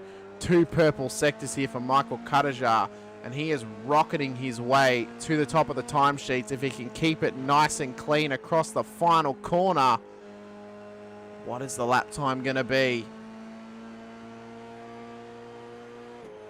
A 1:34.7, buddy. That is crazy. So 34.9 from Scott Barger behind him. So only 2/10. It's always close, qualifying in the F3s, and looks like it's going to be close again tonight, buddy. What does Daniel Byrne do as he crosses the line? A 34.8 puts him into P2 right now. Adam Simpson a bit further around the track at the moment. Adrian Loretti comes around the final corner. What can he do? He's got 2 personal best sectors at the moment. He's P7 right now. Where does that lap time put him? A 35.3. Yep, in a P4. But, God, mate, we're talking again. Remember, we don't talk in tenths here in the F3s. We're talking hundreds. 900 separating 1 and 2. And we're only 5 minutes into this quality, so these guys have still got gun laps to pull out. And as you say that, Michael Kadajar, or with another purple sector, opening up his next lap. So he is absolutely flying around this circuit right now. And I tell you what, I've been kind of obsessed the last couple of days. I found out that F1 Manager was 85% off on Steam, so I decided to get it last week. And it's been such a fun time watching open wheel racing around all these F1 circuits, but it's great to see it again here on iRacing around Catalunya. As mentioned, it's such a good circuit for it, and it can create some great racing, especially with this layout. Kadajar has been pipped in the first sector. I'm unsure who it was by, though. Barton has actually managed. He had a purple middle sector there as he comes over the line with a 34.81, so 1/100th of a second behind Daniel Byrne. So it is a 10th separating first and third. Oh, Daniel Byrne's just done a 34.6, so we're still talking hundredths. 700ths from first to second, 900ths from second to third. Crazy. It's incredibly tight at the top. I might just bring up the sector times on my end so I can see what these drivers are doing over the course of each lap. So Michael Kadajar, his last first sector was the fastest, at 27.94. The fastest second sector at the moment is Scott Barton with a 37.04. And I'll bring up for myself the best sector times. Have a look at Adrian Loretti and Brad Hudson, both sitting on 35.1s, 135.12.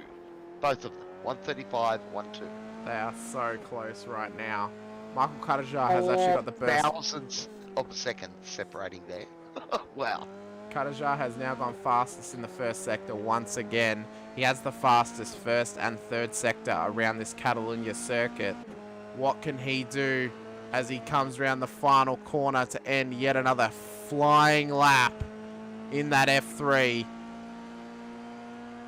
He goes fastest again in the final sector, but not quite close enough to take pole. 100. 100. 100th of a second. Great.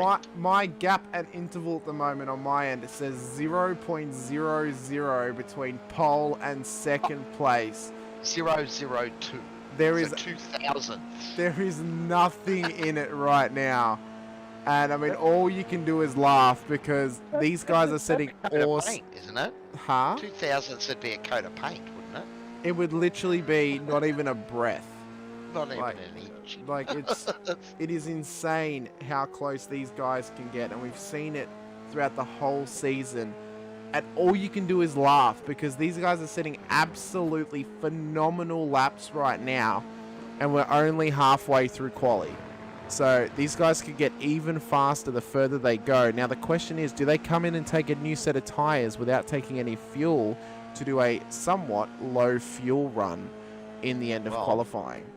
It is a fixed setup series, so they can't. If they escape back to the pits, they come back out on full fuel. They would So have that to definitely drive in. could be a strategy. Yes.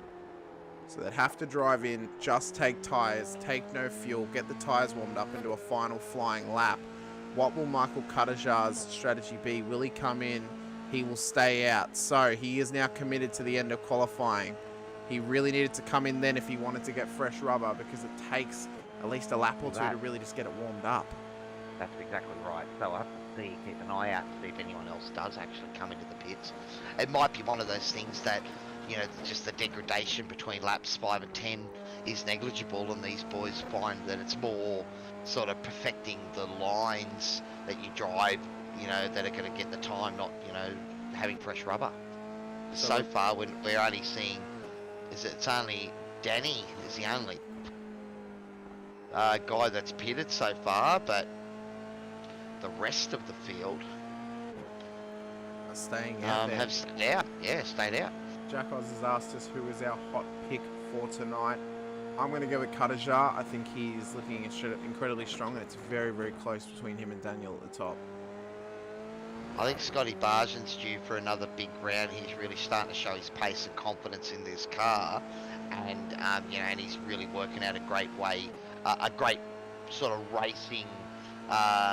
You know, with the boys, you know, he's had to deal with multiple kittens scratching the hell out of him in the last couple of weeks, and he's come through clean. Yeah. So I think, you know, he might be a nice a dark horse here to take away the win tonight. This is a 60-minute race tonight, so plenty can happen. There also has been a question asked: are there any spots for the double jack attack to come in next round for Velocity Racing?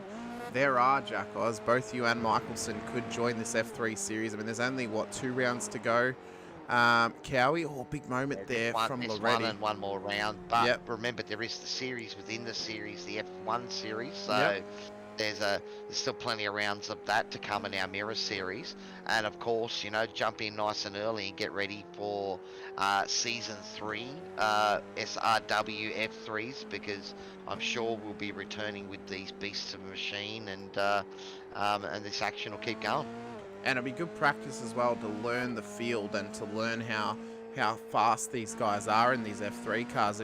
You know, more track time is going to help benefit you in the long term, because the earlier you can get in, then the more practice you can get in for the next season. Well, a race run's going to be perfect practice, because you're going to know how it all works, how the race control works, and how actual on-track action works with these guys and how they battle as well. So it's all good learning curve to help you from feeling too pressured when come round 1 next season. So I would recommend coming in for the final round of the season. I mean, again, it's good practice, and it can also throw some spice in there if you're able to actually beat someone who's fighting for a championship alongside someone who beats you.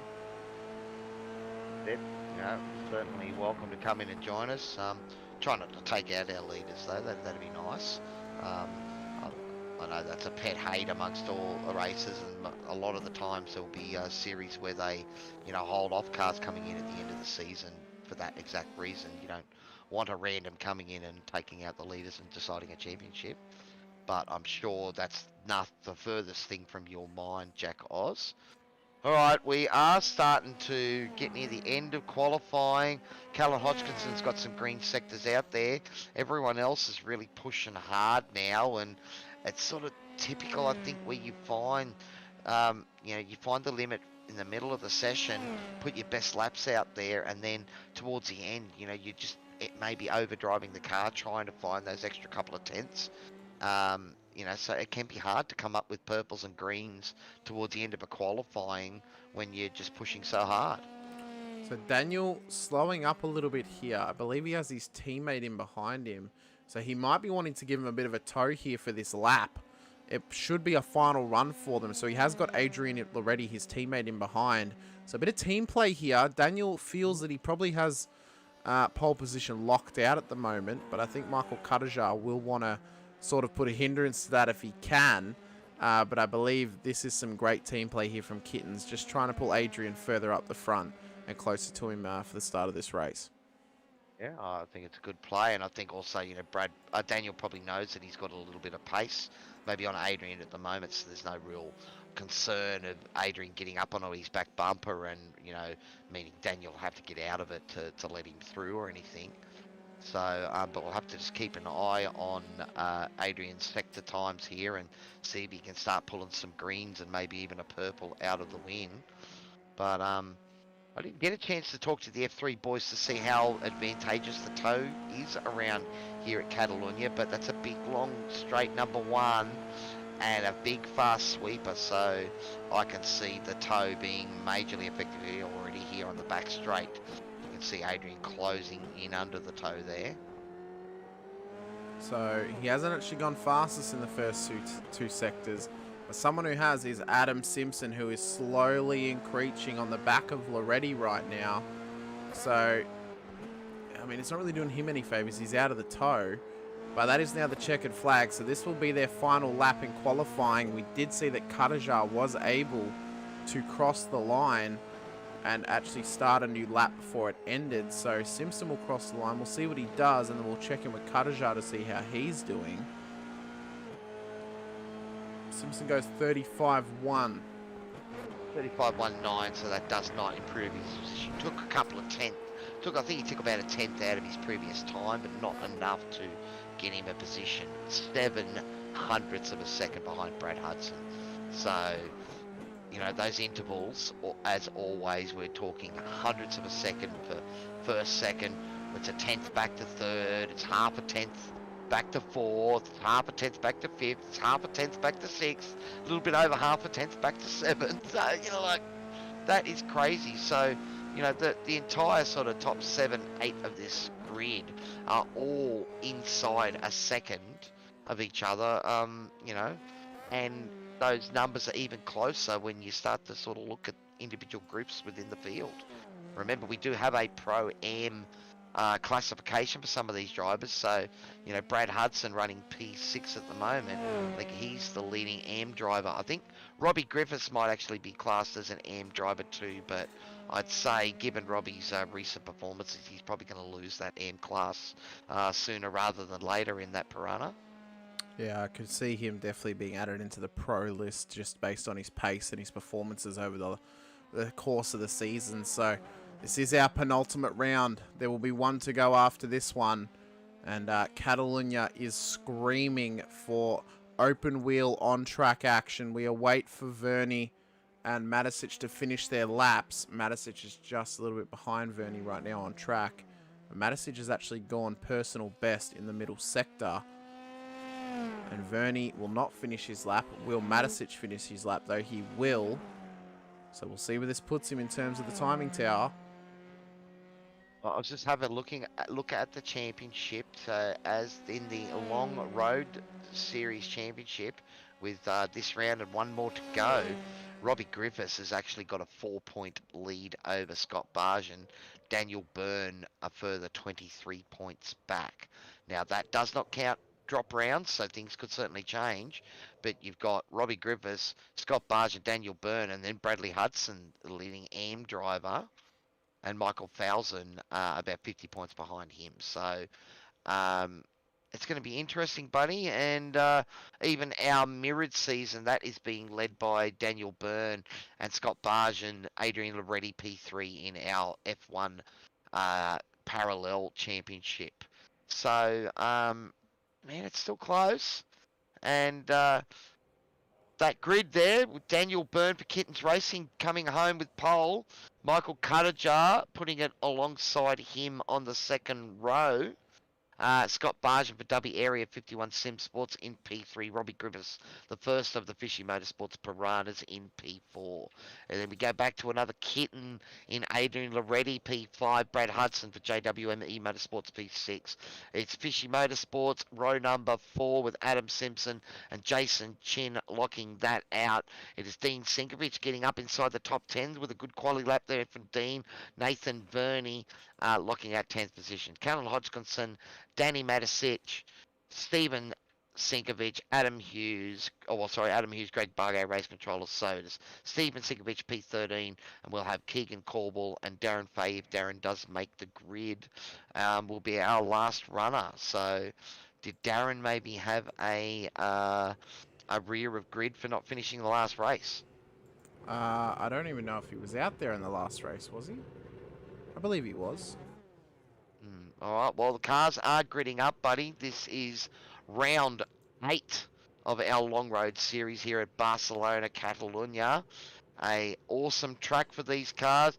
We can see those high-speed flowing corners, and we're going to see commitment from the fast guys, and we'll have to see how they go with this awesome field.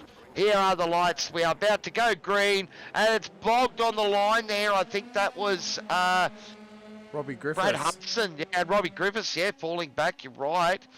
Daniel Byrne able to go around the outside. He's held that line. And Scott Barjan sweeping around the outside of Michael Cuttajar as well. So a great start from Scotty Barjan as well, buddy. It's tight at the top, and it looks to be a nice and tidy start from the majority of the field right now. Everyone just kind of weaving into position. You can see him come down towards turn 4 as they sweep round. Was that Adam Simpson getting up inside Brad Hudson? Oh, it's on there. The battle is on hard. Looks like he's got that done, and he's opening the door for Jason Chin to get up the inside as well. That was Adam coming through just then, so Chin's actually backed off just a bit. That was Robbie Griffiths that opened the door. Sorry, I apologise. Yeah, so Robbie Griffiths just holding that door open, and Adam Simpson saying, thank you, I will step inside as well. It's a little bit of team tactics early on. Michael Cuttajar right in the draft there of Scott Barjan. And I keep putting that J in for you, Scotty. It's Scott Barton. And Danny will be happy that I'm finally getting his name right as well. So, no prompting at all, buddy. Alright, Jason Chin with the moment. He's gone a bit deep there and just gone a little bit of off track. I think he's got away with that. I don't think there's a slowdown in there. So just making sure that he was all good and not in the wall. Just wanted to double check. Always worthwhile checking, buddy. So Fahey has not actually made it out on track, so he will miss this race, unfortunately for him. But they will all now cross the line to start lap 2. 2 minutes in to this hour-long race around Catalunya. And Daniel Byrne is building a gap quite nicely over Barton right now in P2. Well, I think Scotty's just had to fight Michael Cuttajar behind him there for a couple of corners, and that was all the invitation that Daniel Byrne, driver 808, needed to, get that gap out there a little bit. So he'll be eyes focused straight ahead. As you said, it is a 60-minute race, so I don't know if we're going to see big, bold dives early on, but it's racing, man. The moment you get out on a track and there's other guys around you and you've got an opportunity to make a pass, you're generally going to look at making that pass. You're not necessarily thinking about the long game. It's all about having fun while you're out there. So they will now push on further and further through the starting period of this race. We can see how much Barton just gained under brakes there, but Byrne just on the throttle a little bit earlier. Had a nice little exit there, but you can see how much faster Barton is right now through that little section of corners. it's going to be dependent on how much speed he can get over Byrne ahead of him. We got Katajar just in behind, so he will now be in tow range down the straight as well. Oh, but runs wide as I say that into the sand. This now brings Adrian Loretti into the game. You can see how much he gains under tow here, Cowie. I mean, look at the speed he gains on him there down the straight. Well, I think, as you said, that was just Michael compromising his top speed and run there by catching a bit of grass. You know, he did well to stay in it and keep the car, but keep the car straight and get it back onto the black stuff. But you know, it cost him speed. It also gave Scott Bargen a little bit of a gap there, so he can now focus eyes forward. But behind him, it's Robbie Griffiths getting right up onto the back of Adrian Loretti. So it's Kitten After Dark Privateer, and then we got Kitten Piranha. So, you know, the teeth are out, mate, and the two Piranhas are coming hard for the Kittens in front. They are trying to swim upstream right now and put the pressure on the Cats head on. Normally fish like to avoid kittens, but they are bringing the fight to them right now, and they've almost, it's almost like the Kittens fallen in the water and the Piranhas are ready to pounce on them. And they are out for blood right now. Both running at the moment. These guys have now sort of got into the groove of this place. I think, again, you know, being such a fast flowing track, this is all going to be about hitting your marks lap after lap, just getting yourself into that nice tight groove where you can trust the car to its utmost potential. You can see Adam Simpson just behind his teammate Robbie Griffiths right now. Won't put too much pressure on Robbie. They'll want to work together to get past Loretti and then onto the back of Katajar a little bit up the road. But they're just circulating right now, Cowie. I mean, there's still a heap of racing left to be done out there tonight, and a heap of opportunities for positions to be gained. Well, we've talked before about the lack of the guys taking tyres in their pit stops. So, you know, I mean, those high-speed corners can't be good for these tyres over long stints.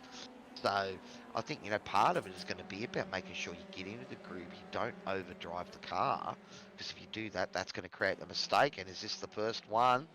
Danny Matisic getting up on the curve, and they're just running a little wide. He's gotten away with that, but it does enable Steven Sinkovich to close in on him. So Danny may be struggling a bit tonight. He's up 3 positions, so didn't qualify.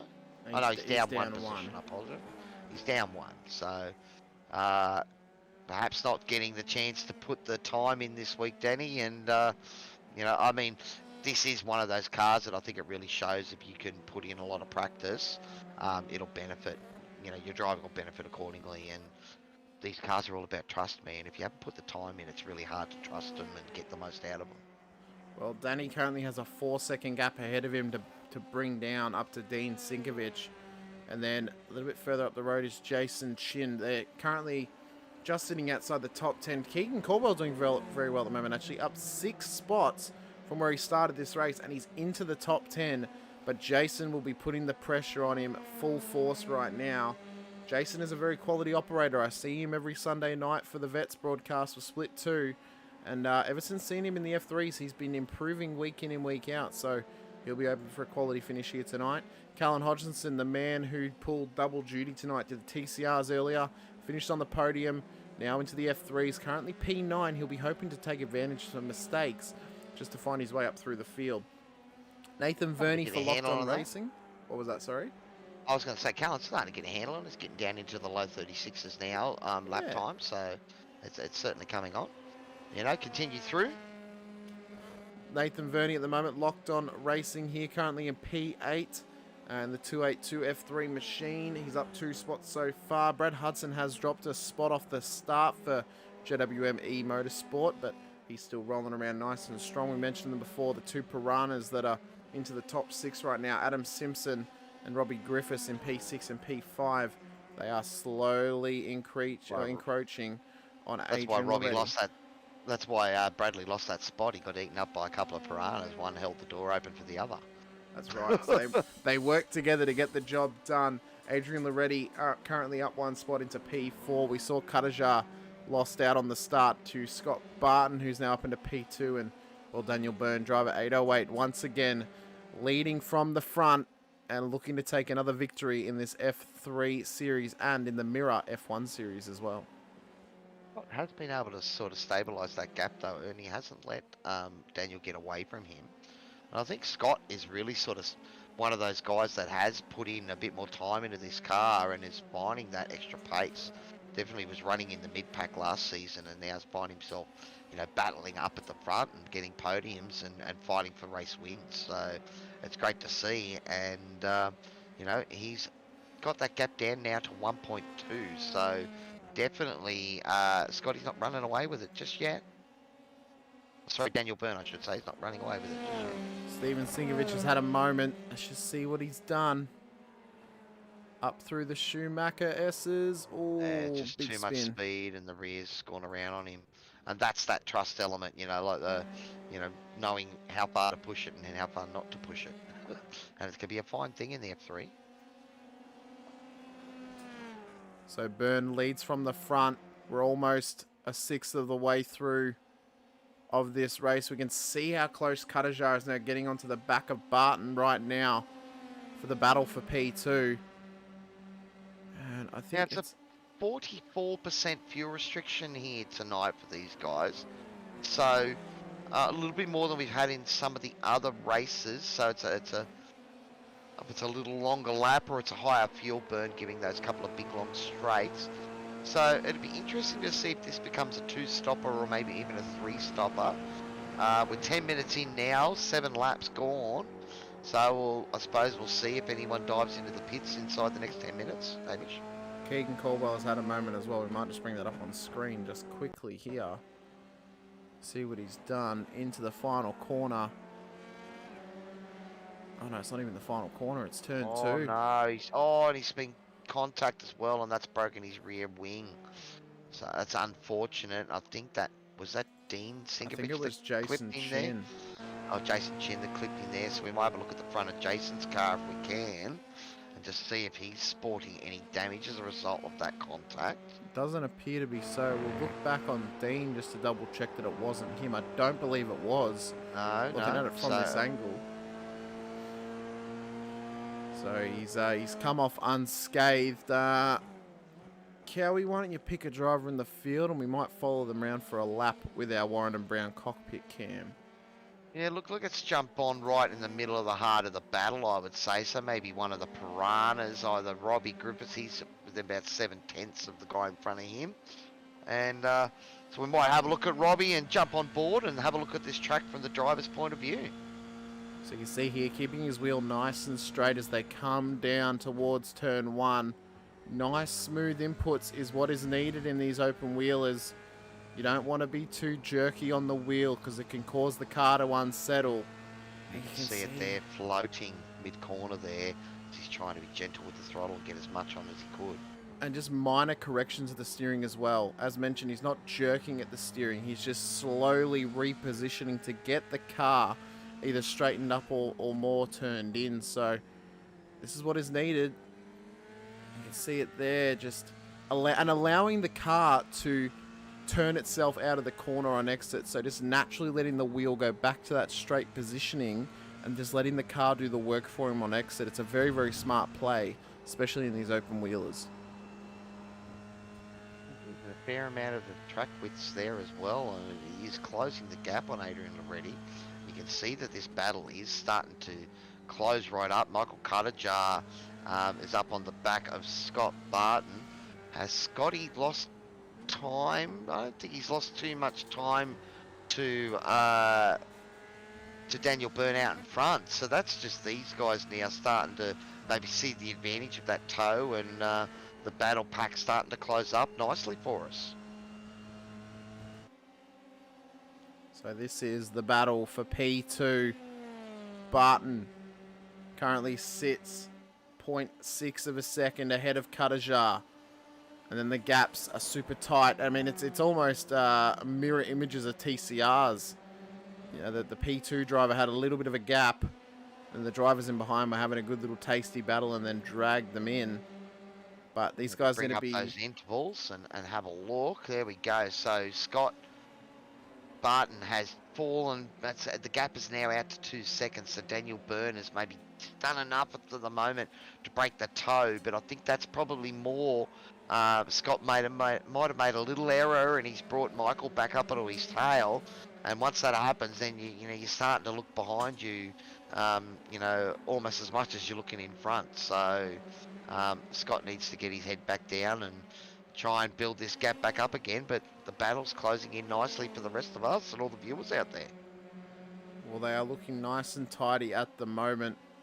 Just a little bit of housekeeping for right now. Big thank you to all of our series sponsors: Dragon RC, Grim Industries, Sim Rigs, Racecraft, Promo Department, Warren & Brown Tools, TOYOSIM, Camus, and Tempting Sweets as well. We need to figure out actually who is our driver of the day for the TCRs. I mean, kind of have to claim that it's either going to be Bruce or Dan. I mean, who would you put? What name would you put forward for the TCRs? Look, I think Bruce gave us some exciting racing tonight, so I'd go with Bruce, but I will caveat there that I know Bruce personally and he's a good friend of mine.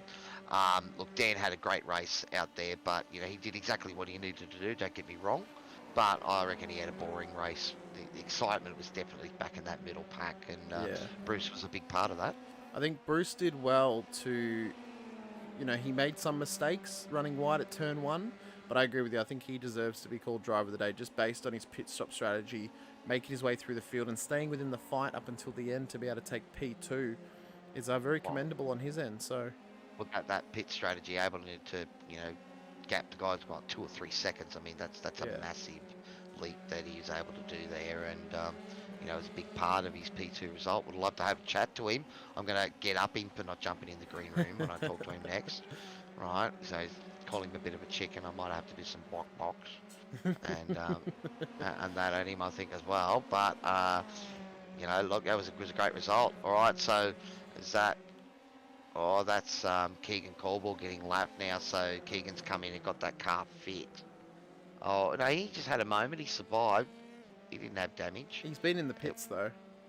He has been. No, so he did get it fixed by the looks of it. So he's got his he was rear the one wing that back. lost the wing. Yeah, he was the one that lost the wing. You're right. Yeah. Yeah, no, you're right. So he's taken his fast repair. Both the Singovich brothers have had a couple of off tracks, and so has Jason Chin. Let's get a replay of it. See what's happened.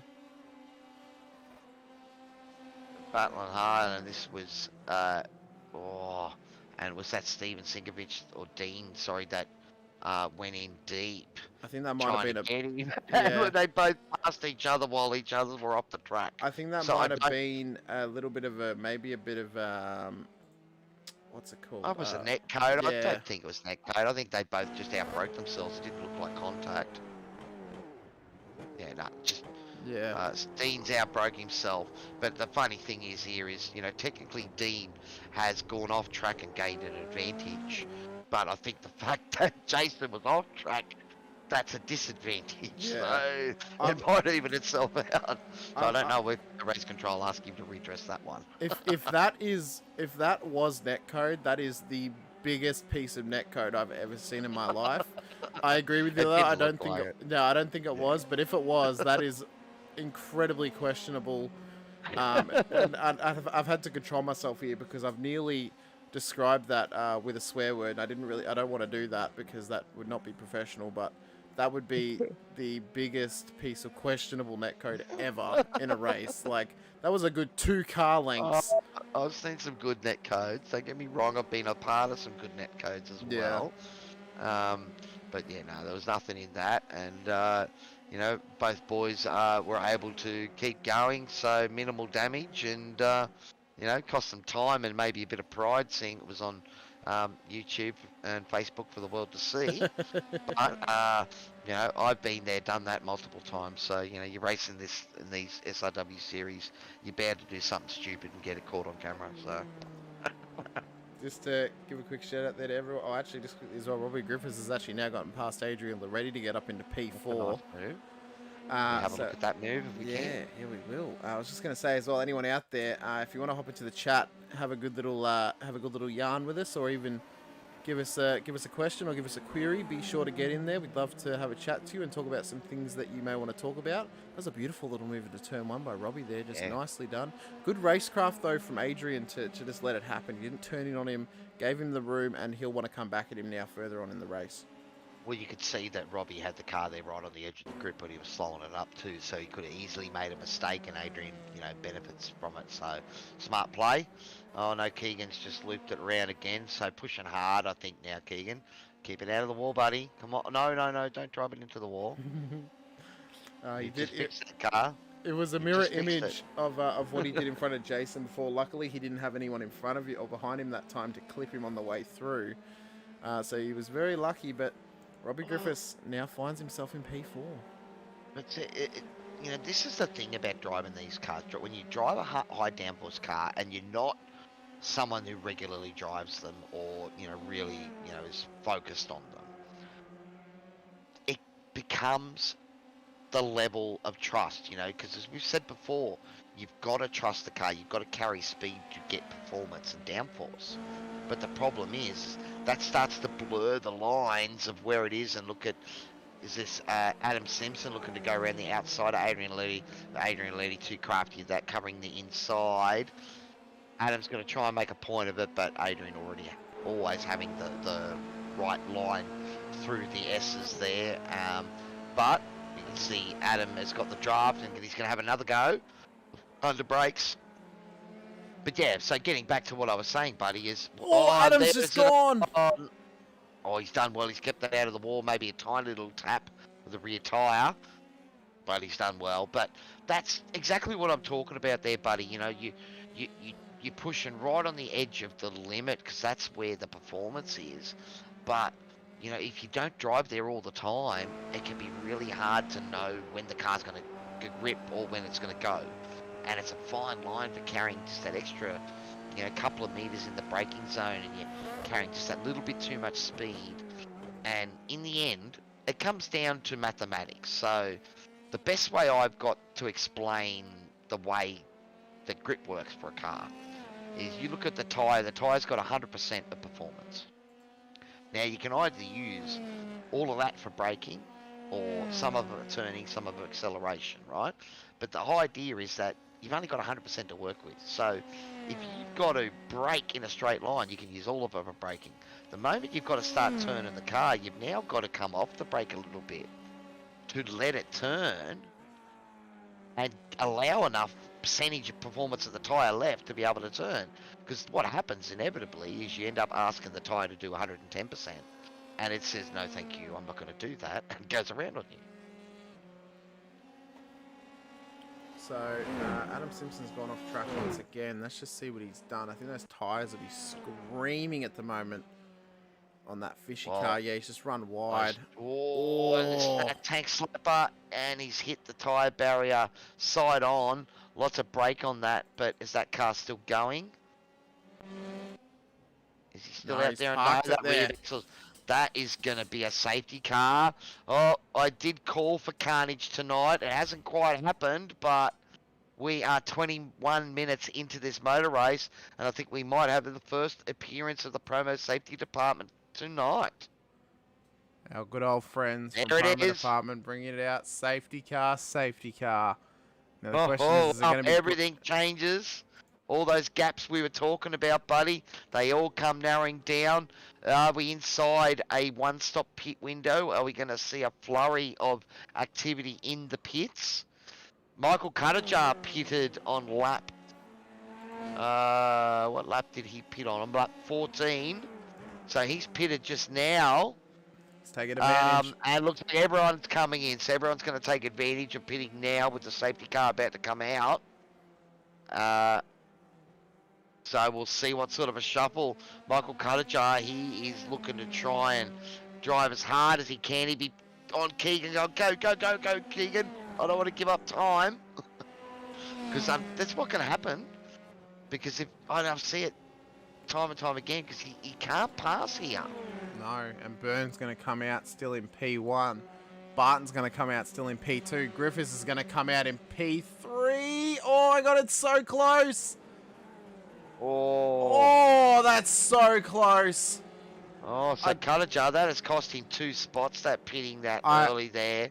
And then getting stuck behind Keegan, buddy. I think personally, if I was Keegan, I just would have let him go there because that could have ended in absolute disaster. Oh, but Keegan hung on to... No, Keegan hasn't pitted. So, he pitted earlier as well, didn't he? Yeah, he pitted on lap 7 because of his damage. Yeah, He is a lap down, right. technically. Is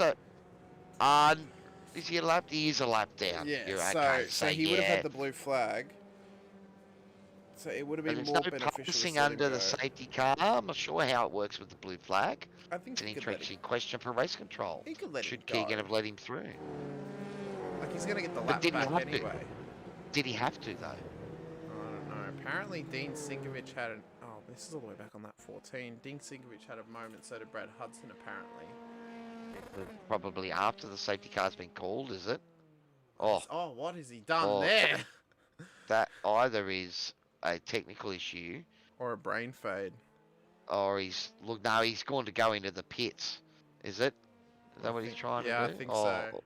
What's he? Oh, he's trying to run the old circuit layout. Get into the pits. What have you done, Dean?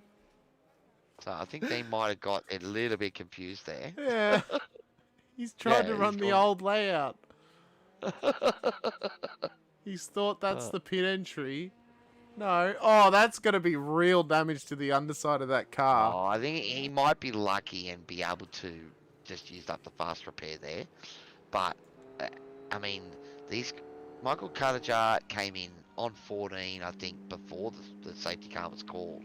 So that must have been right on the pit window for these guys, I'd say. Yeah, it was... So if that's the case, it means that we're going to at least have one more stop required for these guys to get home. So it was 13 that he came in, same as Steve Singovich, same as Adam Simpson. Adam Simpson has lost out the most. Oh, well, that's because he had the incident, obviously.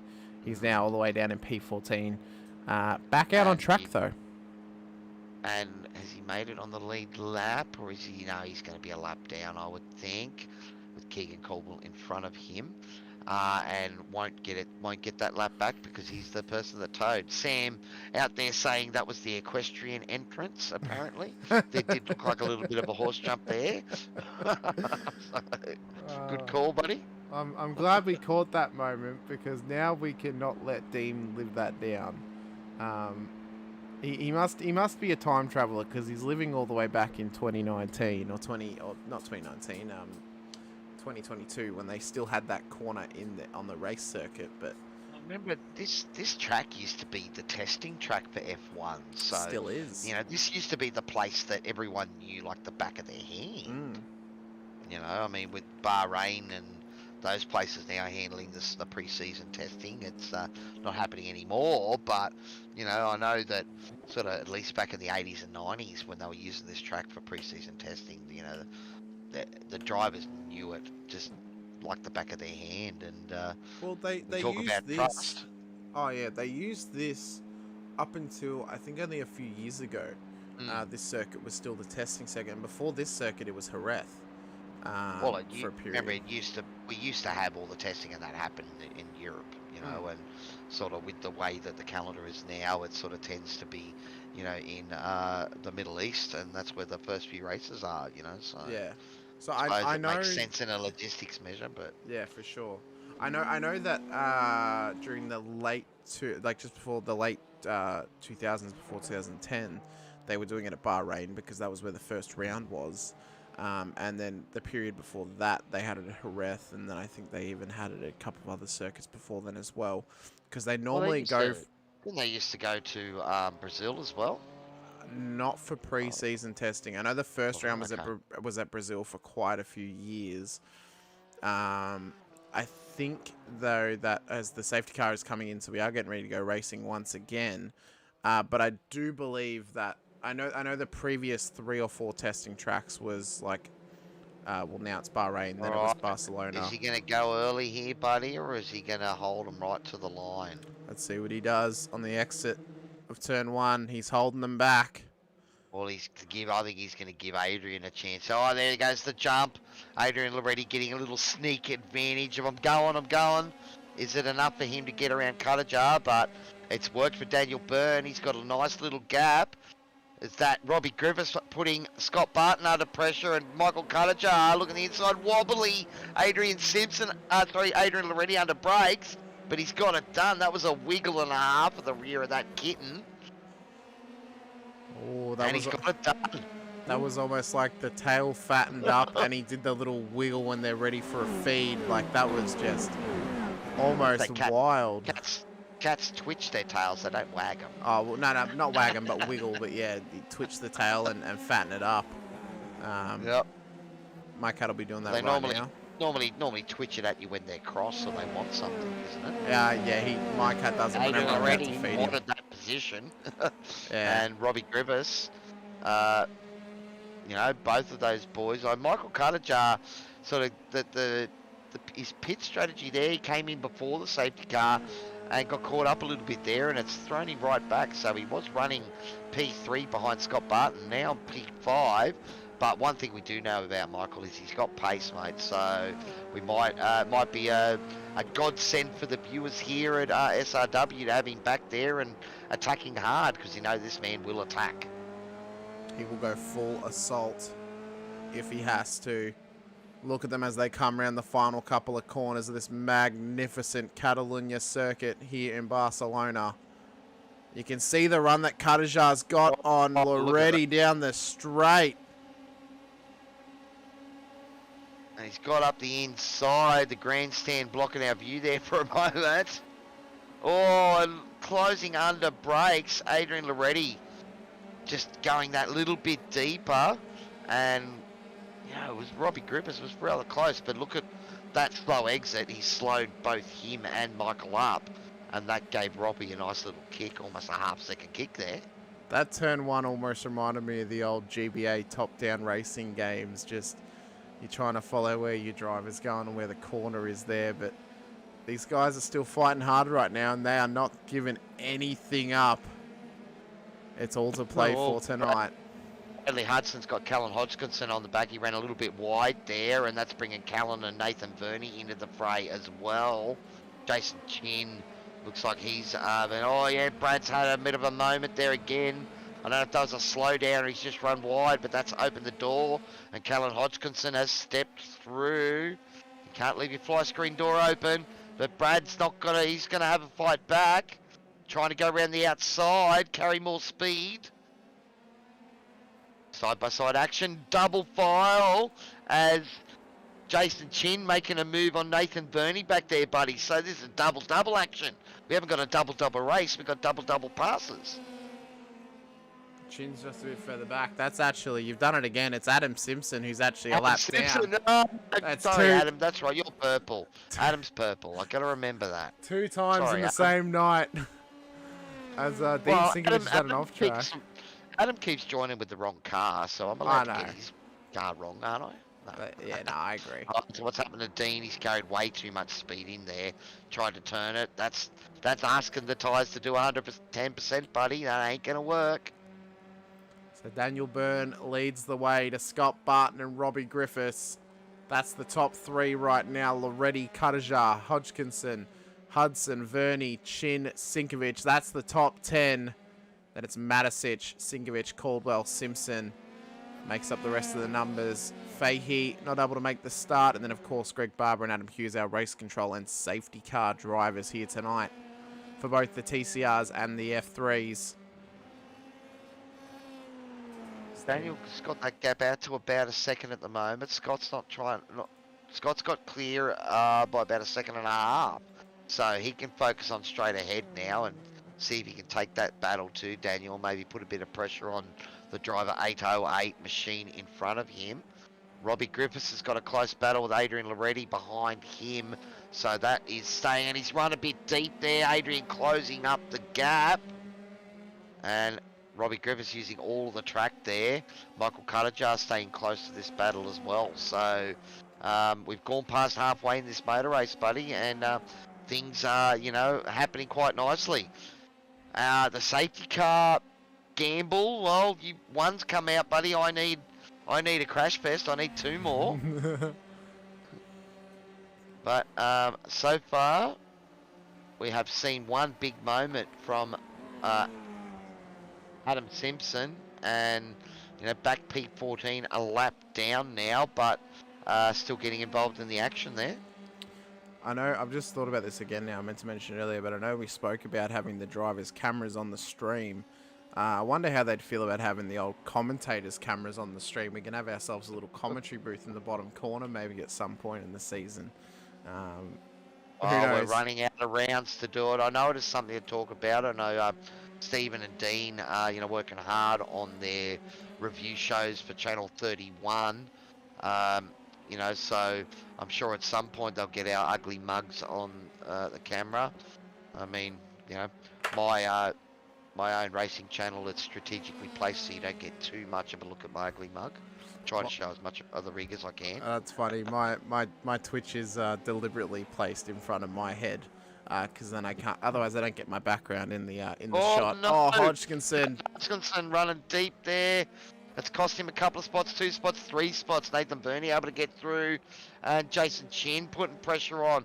The problem is there's crap on those tyres. It's going to take a few corners to get him off. And I think he just gone in a bit too hot, buddy. That's all. Missed his braking marker by that much. And you can see there, realising that he can't get the car to turn. If he tried to turn and keep that on the asphalt, he spins. Oh, but he's had a massive incident on the straight.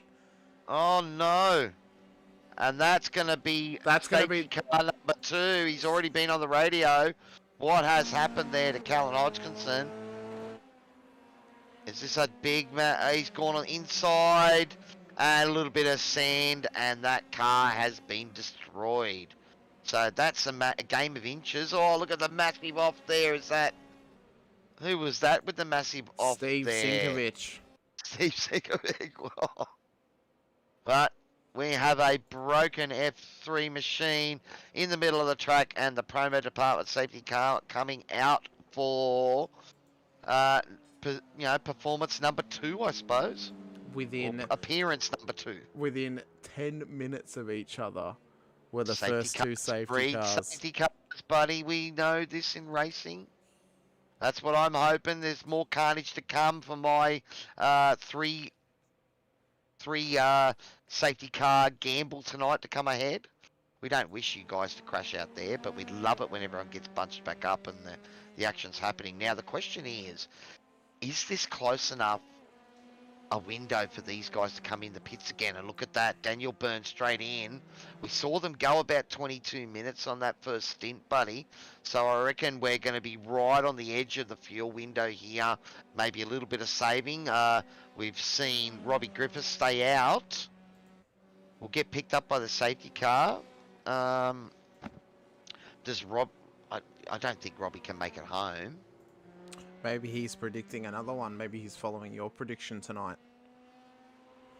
Well, he's got clear track at the moment. He hasn't caught the safety car just yet. He is about to, though. Now here it is here, yep. The big old bus that is the M4. Oh, yeah, it's an M4, isn't it? This is halfway. This is halfway in the middle of the stint. Right, so we're lap 22. These guys pitted lap 15, 14, 15. So we're about halfway through that fuel load. So I'm pretty sure these guys are going to have to pit again. The question is, do they think they weren't going to make it home if they pitted now? Does that mean that Daniel Byrne, Scott Barge and Adrian Loretti are going to have to save? It's good to see that Dean Sinkovich has not pulled the equestrian route once again at the final couple of corners. So he's done well to not get mixed up again. But yeah, so it's going to be interesting strategy play now from the Fishy boys up the front. Adam will get his wave around, so he will be back on the lead lap now. Callan will not.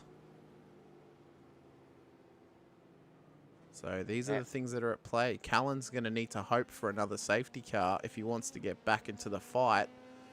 It's a Piranha 1-2 right now, with Griffiths and Chin in behind him. The fuel strategy's been been thrown out there again, and I love it when we start to talk about this sort of stuff, buddy, because it just adds that another level of complexity to the racing. So we'll have to see. Have the fishy men 1-2 made that call? Is this the great strategy that it could be? Maybe they think if you pit now, you're actually not going to make it to the end, but you would actually make it to the end of this race from this stage. 22 minutes to go. We saw them go 22 minutes on a tank. I thought, man. Yeah, I thought so. And, I mean, we saw them go that long on that first stint. I don't think these guys are going to be able to make it. This may actually cost Robbie Griffiths a podium in this race. Like, he's going to have to hope for another safety car and enough gap to stay ahead of Daniel and Adrian and Scott to stay on the podium. So, well, you would think that the safety car will come in this lap. So, well, there are a couple more cars needing to catch up. I know that they don't wait for everyone. But it'll be interesting to see. I know you'll be able to give us the info on if it's coming in or not. But they will continue to roll around for another lap. Well, for this lap, so.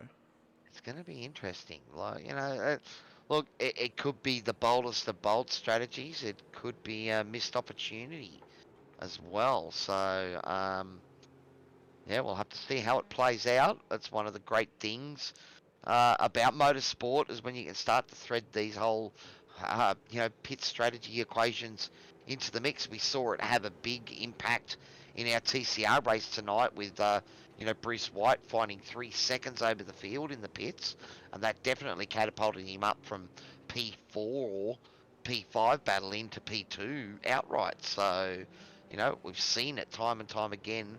It matters. Have the fishy boys missed a trick? So Adam Simpson has come into the pits now, so he will take a scheduled pit stop to get to the end of this race. The safety car is, we're not really close enough to the end of the lap to see if it is actually going to pull away or not. But I think you might be right. I think we will go racing at the end of this lap. Yeah, he's going away now. He just said lights out, and he is pulling away from the field. So it will be handed back to Robbie Griffiths. So, interesting play here. So Robbie will control the field. His teammate Jason Chin in behind him, P2. Then it's Byrne, Barton, Sinkovic, Loretti, Cuttajar, Hudson, Matisic, Sinkovic, Verney, Caldwell, Simpson, and then Hodgkinson. Hodgkinson a lap down, and is that Simpson trying to catch up onto the back, so he's still a fair way back. So that pit stop for Adam Simpson, not giving him enough time to catch up to the field. He's still about 40 seconds back there, so he might be running by himself, require another safety car. All right, Robbie Griffiths has gone nice and early. Maybe Jason Chin running a bit of cover for him there, slowed the rest of the pack up. Adrian Loretti looking to try and get around the outside. And Scott Barton right in the middle of this mix as well. Sorry, Daniel Byrne, I apologise, making the move there. Adrian Loretti running back in P5 at the moment. So we settle back in. We are inside the final 20 minutes of this race. All thanks to our series sponsor, TOYOSIM. Great to have them on board for our Wednesday night doubleheader. I hope you guys are enjoying it out there. If you are, please give us a like and subscribe. Make sure you hit that bell notification so you don't miss out on any of the great action we have here at SRWTV. All right, so Robbie Griffiths leads us away. We are 18 minutes to come. Estimating 35 laps, so another 12 laps to come if my estimate is to be right, Hamish. Yeah, it's getting closer and closer to crunch time. You got about 13 minutes, as you said, until one of our predictions is made correct. There's plenty of time for a safety car, and look at this action here. Adrian Loretti going up the inside, and then the outside of Jason Chin. Jason's fighting hard. Michael Cuttajar sees half an opening. Bradley Hudson is there as well. So this is hotting up as we get inside the final stanza of tonight's F3 race here at Catalunya. And Chin who's is that into the pits? Jason Chin Chin. into the pits. So, yeah, I can't see that strategy working. Perhaps. No, I'm sure these guys can get home without saving too hard. Oh, moment from Keegan. Bit of grass at the moment there. But looks like he has avoided it. Come on, Keegan. You could have gone in harder there. Taken the car out, buddy, and got me that third safety car. Though I think you've used your fast repair, so I wouldn't wish that on you, buddy. All right. Michael Cuttajar looking to go around the outside of Adrian Loretti. Adrian just breaks a little bit deeper, and he's made contact. Oh, no. That costs Michael Cuttajar a spot or two there as well. And Adrian Loretti may well find himself on the wrath of race control after that moment. We will leave it in their hands and see what happens. But Michael, I don't think Michael's got a mic. And I think he doesn't like talking to us, so he hasn't got a mic sorted. So maybe he won't call that out. Maybe, maybe not. We'll have to wait and see if something is handed out to to Adrian Loretti. Sorry. This has actually found Matisic up into P6 at the moment. Steve Sinkovich as well is up into P5, but he will need to pit again. Hudson benefited from that too. He was right behind that battle and took full advantage of it there. Danny Matisic up into P6. So Danny maybe finding his feet finally. I know he struggled at the first start of this race, but now getting himself up into a good points position. All right, so Robbie Griffiths, how long can he run before he needs to pit? I got to say probably 10 minutes to the that end. was the Yeah, I don't think that was the strategy, buddy. He was really counting on another safety car now to make this strategy work, because I can't see it working. Yeah, I think the two safety cars have probably gained him an extra 5 minutes of time. So I think we'll get to about 10 minutes from the end and he will need to pit for fuel. I know that he is one to push the limits on fuel sometimes. I know he's had some great strategy plays across a whole heap of different car types and race series out there on iRacing, but the numbers don't lie, and I think the numbers are showing that he will need to come in. Well, he pitted on 15, right? And, you know, it's saying here that this race is probably going to go 35 laps, so he's got to do a 20-lap stint to bring this home, and I can't see that happening. Certainly driving it hard as if he doesn't look like he's fuel saving here at the moment. And maybe it's Daniel Byrne and Scott Bargen behind him that have to save a little, because that gap's already 1.6 seconds. What's Daniel's time last lap? Was a 35.4. He has been down into the 34s. So maybe we go on board with Daniel Byrne and see if we can see if he's lifting or coasting, buddy. Let's see if we can hear or see any lifting or coasting. When Robbie does pit, if he does pit, this will actually promote Brad Hudson onto the podium. So after a tough start, he may actually find himself in P3 and having a good old chat to us after the race. Steve Sinkovich as well is in a positive position, but he does need to pit. Both him and Robbie are the only two drivers to not pit twice in this race. So they're both pushing the limits right now. Dean and Adrian are in a mega battle at the moment. Where's Jason Chin? He's back in 13th too, because he pitted after the race had gone green again, so it cost him all that track position. All right, but yeah, look at this battle. 5 cars battling hard here behind Adrian Loretti. That contact may have given his car a bit of damage.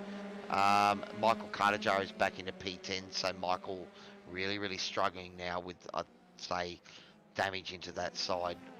It doesn't look damaged, but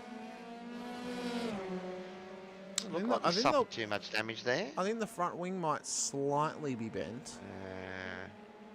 But he got hit in the sidewall, and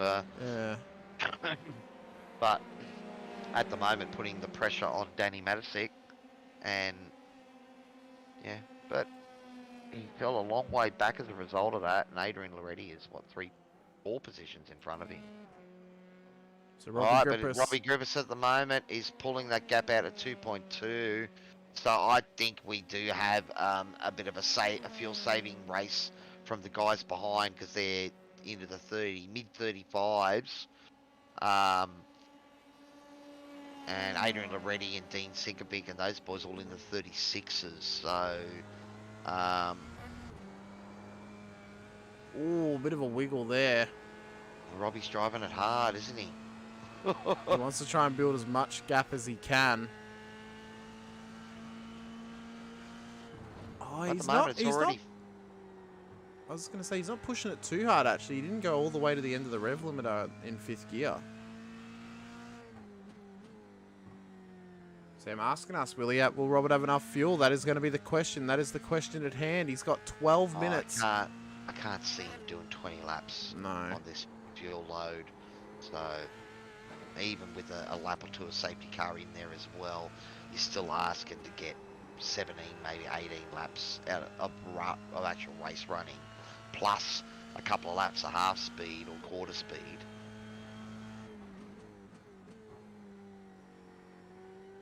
So just shoots it down the gears. And he's keeping it smooth and driving it fairly hard. You can hear there the tyres complaining as he sort of throws it around, the rear threatening to go there, but you know, that downforce and trust keeping it there. All right. So Michael Cuttajar has got past Danny, so that was what happened with Danny to give up that move, and then he's also got past Keegan Caldwell, so I don't know if Keegan's had a moment as well. Or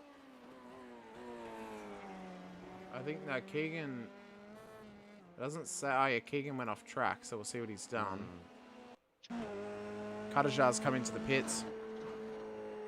Cuttajar's coming, well, his car's probably obviously too damaged, so he has had to come in and use a fast repair.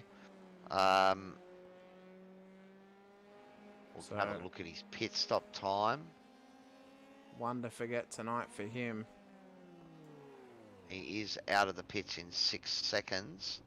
Robbie So- Griffiths has just had a moment on See that? screen. Yeah. Let's get another look. Just tried to carry a little bit too much speed. Yep, tried to get the car to turn in and stick, and that's that limit we talk about, the cliff edge of grip. And he's given up that track advantage that he did have.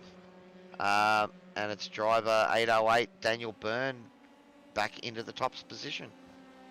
So this now kind of takes away the question mark of does he have enough fuel. Doesn't really matter if he has enough fuel now. He can't win from this position unless the top two have a big moment. So he kind of, if he doesn't have enough, then he's just going to have to come in and take it and cop wherever he ends up, because if he runs out, it's going to be even worse for him because he's going to have to tow.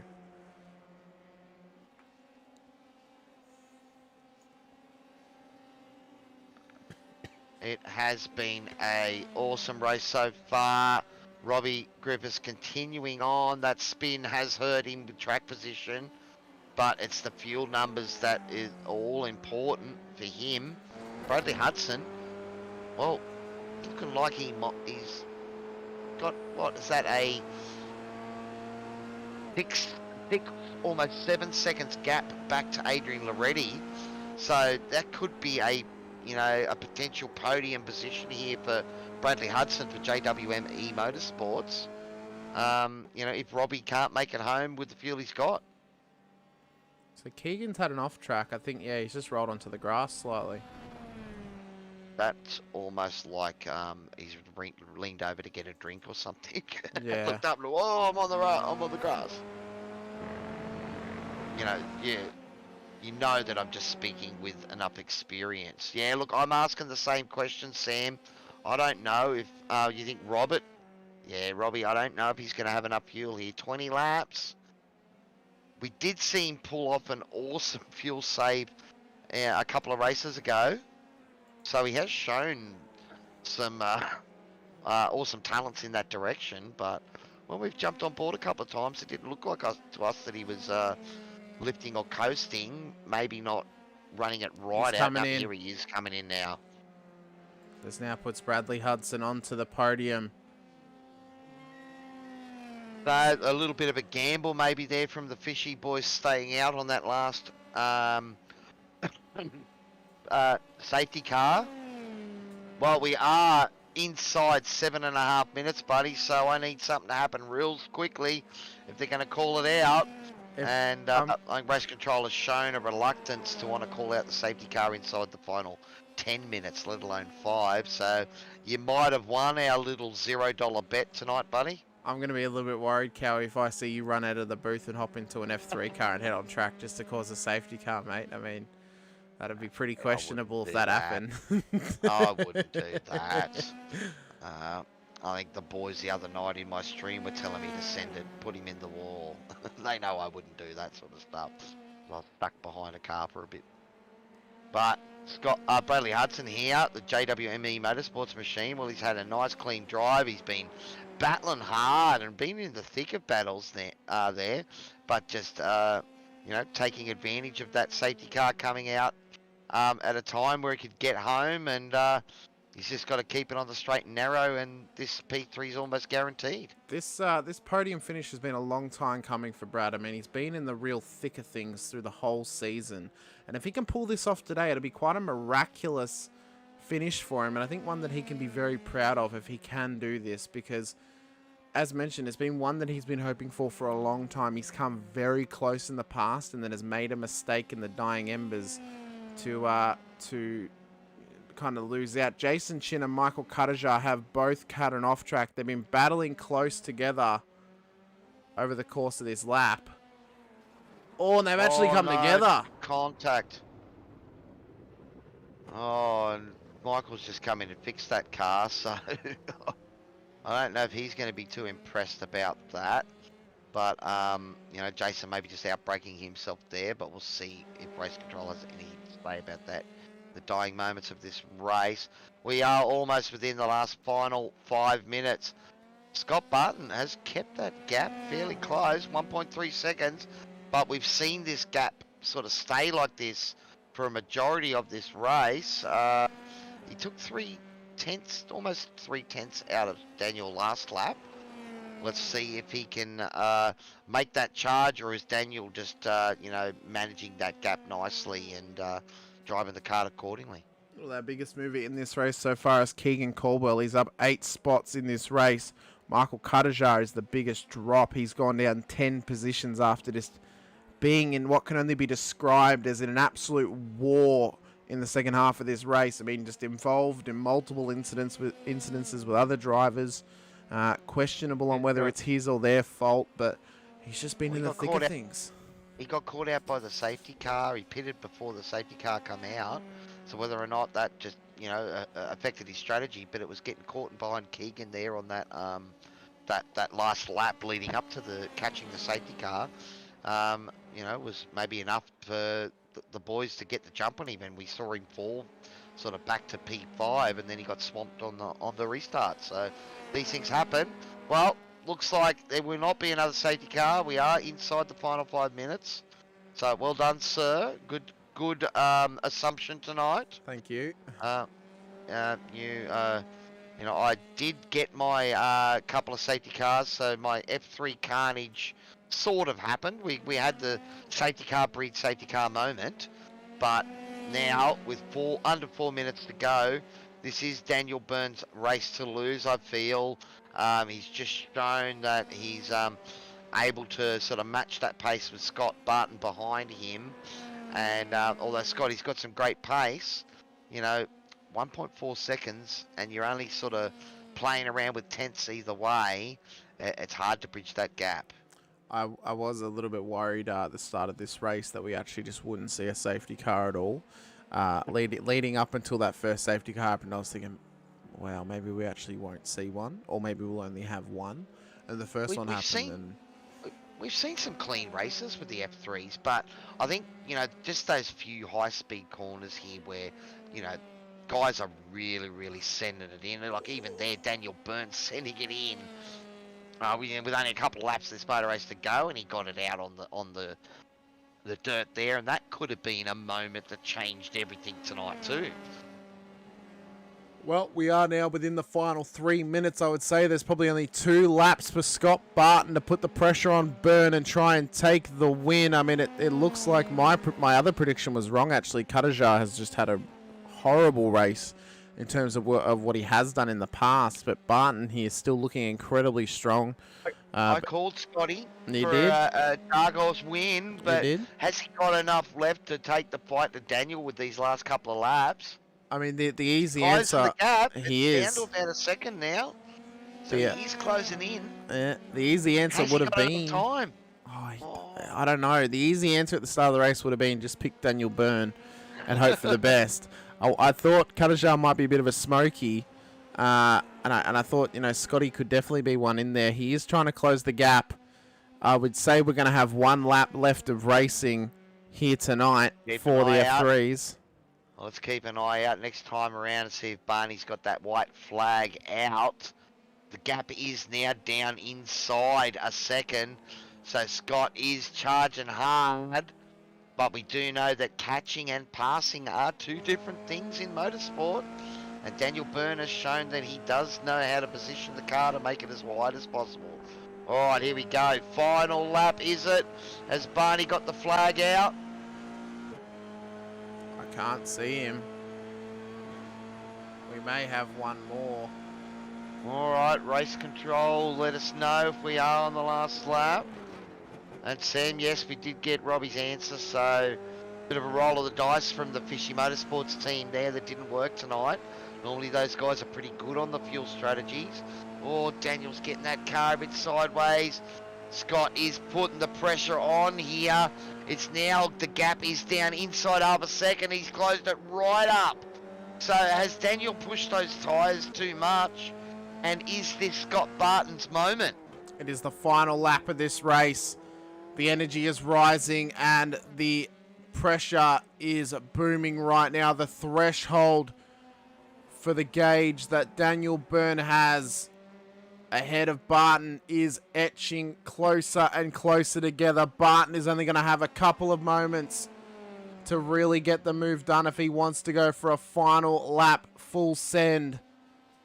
I think, though, Scott might be a little bit smarter, though, than to just go for an absolute dive. He's only got maybe one spot he could possibly do it at. I don't think he's close enough, though. I think Daniel is lucky that this race didn't go another 5 or 10 minutes longer, because I think Scott would have had his number. They'll come round the final couple of corners.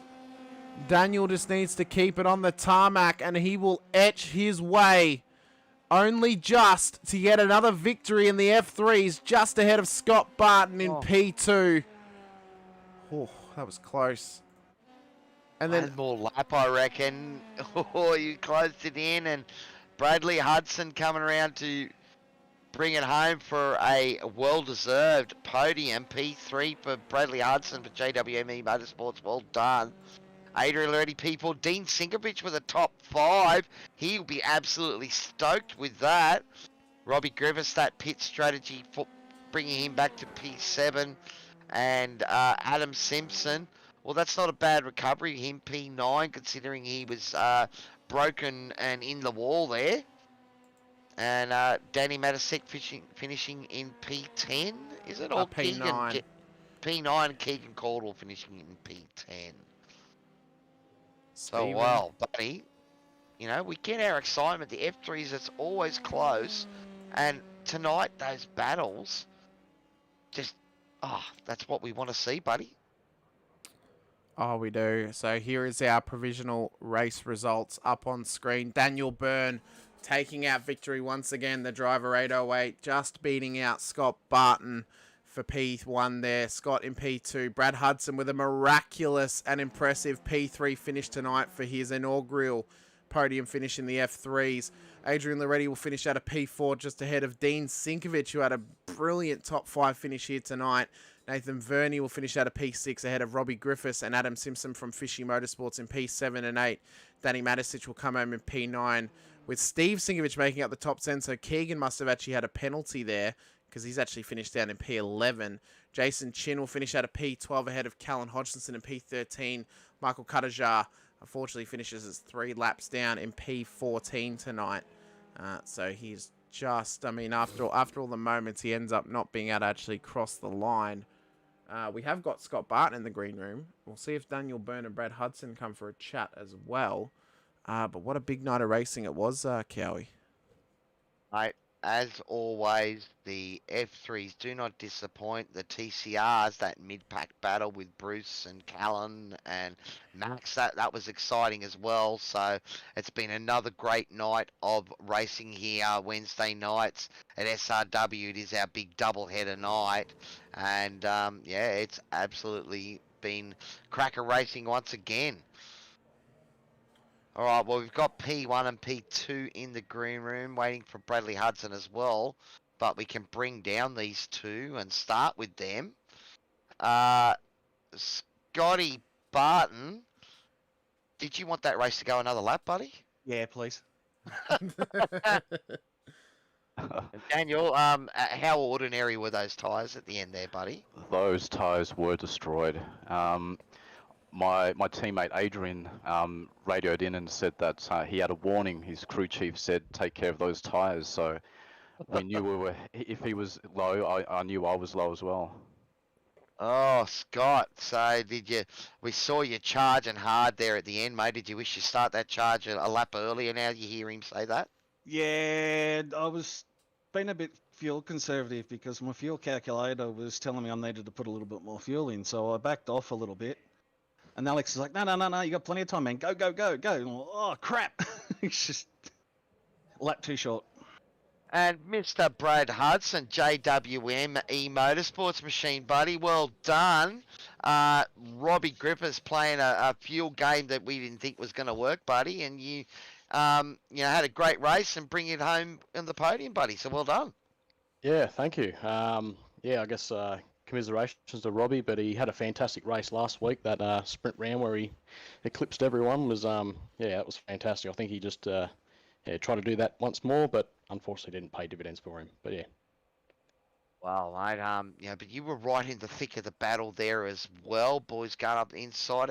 How was it to race at, a sort of dedicated F1 track? How was it in these cars? It's great. Since the F1 has moved back to, I guess, the historic layout, getting rid of that chicane for the final turn, I guess, the series adopted the same thing, and it's just a really nice flowing circuit. And mind you, it chews up your tyres, like I think Daniel was saying just before. But fantastic track to race at. We could see that, those high-speed corners are always sort of trying to find where the edge of your grip and your speed that you can carry through them, because to me these cars always feel like you push, you get more grip, you push, you get even more grip until you push too hard. Yeah, it's exactly that, and I think myself and probably everyone would have gone wide at the final turn there at some stage, or just pushed it a wee bit too hard, and it's easy to drop a wheel or get too high up on a curb, or it's great fun though. I was going to say that, Daniel Byrne, we did see a little bit of a dirt excursion there towards the end of that race, mate. Was that tactical, trying to carry as much speed as possible? It was the first time I did it. I think that was the penultimate lap, and I had a lapped car that I got past, and it just threw me. I'm not sure why. He got out of the way, but I think I looked in the mirror and I was seeing what happened with Scott if he got past it, and then I just missed the apex basically, and did some wheels to the sand, and I thought, oh no, this is it.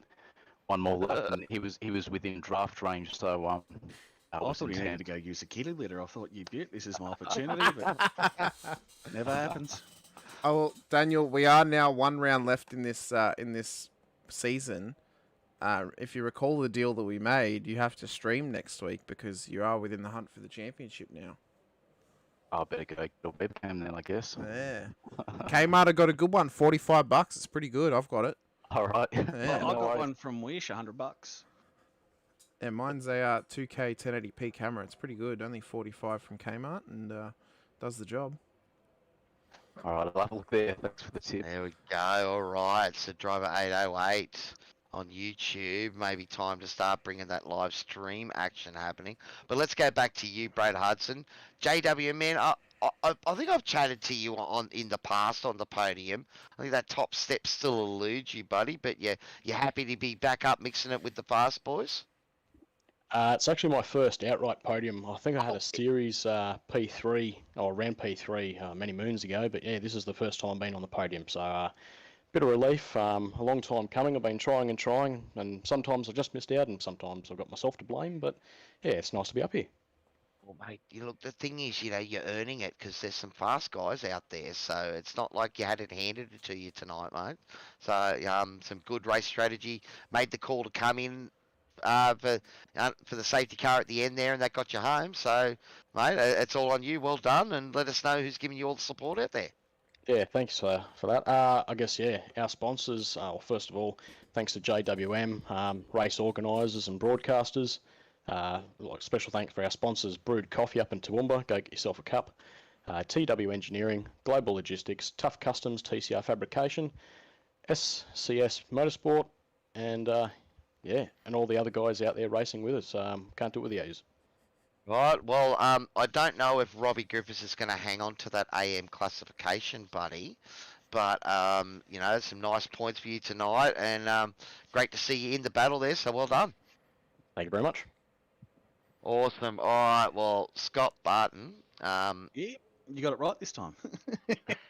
I did put a couple of J's in earlier, man, so when you watch back, you'll hear me apologise for that. Yeah, my missus hates it. She's like, oh, can you tell him it's to say the J silent? Like, just don't say it. It just annoys her every time we're watching it back and she hears my name. She goes, All right, "Go." that's it. I'm only saying it with the J from now on, just to annoy your wife. Thanks, boys. What? Jot Barton? What? No, it's Scott Jarton, That's isn't it? Yeah, that's Yeah, the way. You that's can do it that. Yeah. Flop sharp. Well, no, like- answer that. But you find a place. So is this have you been putting the hours in the saddle, buddy? Is this where it's all coming from? Is this your series Yeah, you're focusing on? bit more time behind the wheel. Chris from Virtual Motorsport Mentor, I've got to give a shout out to him, and he's been doing a bit of work with us lately. So it's not just the laps and the race lines and everything he does. It's more mental side as well. So he helps prep and get us all ready for the races. So all I can say is shout out to him. Oh well, it's certainly working for you, buddy, man. You're right in the hunt up the front. Is you enjoying your time in the limelight, buddy? It's just that one more step to go. Yeah, I just, as I said, I got to try to do something, get these kittens out of the way. So, I reckon, sometimes yeah. it's just hope for the best and they make the mess, but that's just the way I go. I reckon you might need someone at the pit wall just to throw a little mechanical mouse out there and take their attention away from racing, and maybe it'll cause them to have a bit of a crash, and then you can just roll on through. Yeah, well, as Dan said last week, he's in front, so he doesn't look back. So, Well, I've so got to get maybe something in some front, more- maybe a some more- laser pointer up the front to distract Yeah. him. But Or yeah, some we'll, more I'll traffic try to out find on the something for track. next week. You can make a deal with a couple of other boys, maybe, and create a bit more traffic moments to distract. No, it's no fun that distract way. you at the front. It's so much more fun fighting it back. So Yeah, it is, mate. I Yeah. agree. There was a couple of fishies in front of me for a moment there. Yeah, he was licking his lips for a moment. We even saw Adrian Loretti. He did the old little cat twitch when he had some that's of the why he piranhas took around off for him. a bit. That's why I was wondering why he took off for a bit, and then he realised he couldn't catch it and he had to settle down. I thought, oh yeah, the boys would be loving this. The kitten chasing the fish. Well, it was an awesome night of driving, mate. You certainly took the fight to Daniel. We're sure that top step isn't too far away if you keep putting in the time and the effort and all Next the week, support out there, man. So let us know. He's giving you all the support out there, and hopefully that top step is yours next week, buddy. Yeah, fingers crossed. Thanks to Corporate, Dubby, Racing with Oz in Australia, Speed FX Photo, and Virtual Motorsport Mentor, and you guys for putting the broadcast on, and the Simkovic and the admin team for putting the series on, and the boys for turning up every week and putting on the battle. Awesome, mate. Well, it was a great battle tonight, and we know you were trying as hard as you possibly could there. Just needed to curse Daniel's name a little bit harder, maybe. That might have worked. Yeah, I'll try something next week. We'll see how we go. All right, so we do come to Daniel Byrne, driver 808 Kittens Racing, our race winner tonight, buddy. You're making the habit of pulling out a good lap time right at the end, jump to the top, get to the front, and control the race, buddy. So far, where's all this bad luck that you kittens keep having? It's been good luck so far, hasn't it? Yeah, it's Yeah, been man, you've done well. yeah. The previous seasons I've had a lot of bad luck, but it's been really clean for me this season. So yeah, I'm happy. I'm not sure if that's skill related or just luck, but yeah, I'm happy to be up the front. Well, oh, look, we've seen you have to fight your way through before, but the last few races it's been about sort of just maintaining that gap out front. So you've shown you've got the concentration, buddy. Um, is it is it one of those things where you've really got to qualify these cars well? Yeah, definitely helps. I was worried because obviously Michael Cutajar is really quick, and I think it was only maybe a couple of thousandths or something in the end between us. And I knew I had to get a good start off the line, and I was able to do that, and then kind of gap them just enough to break the toe eventually. And yeah, I was able to maintain that until we had a safety car, and had to do it all again. But yeah, it's good fun. I think Adrian might have come together with Michael Cutajar. He's sent me a message to say sorry for that, apologies for that.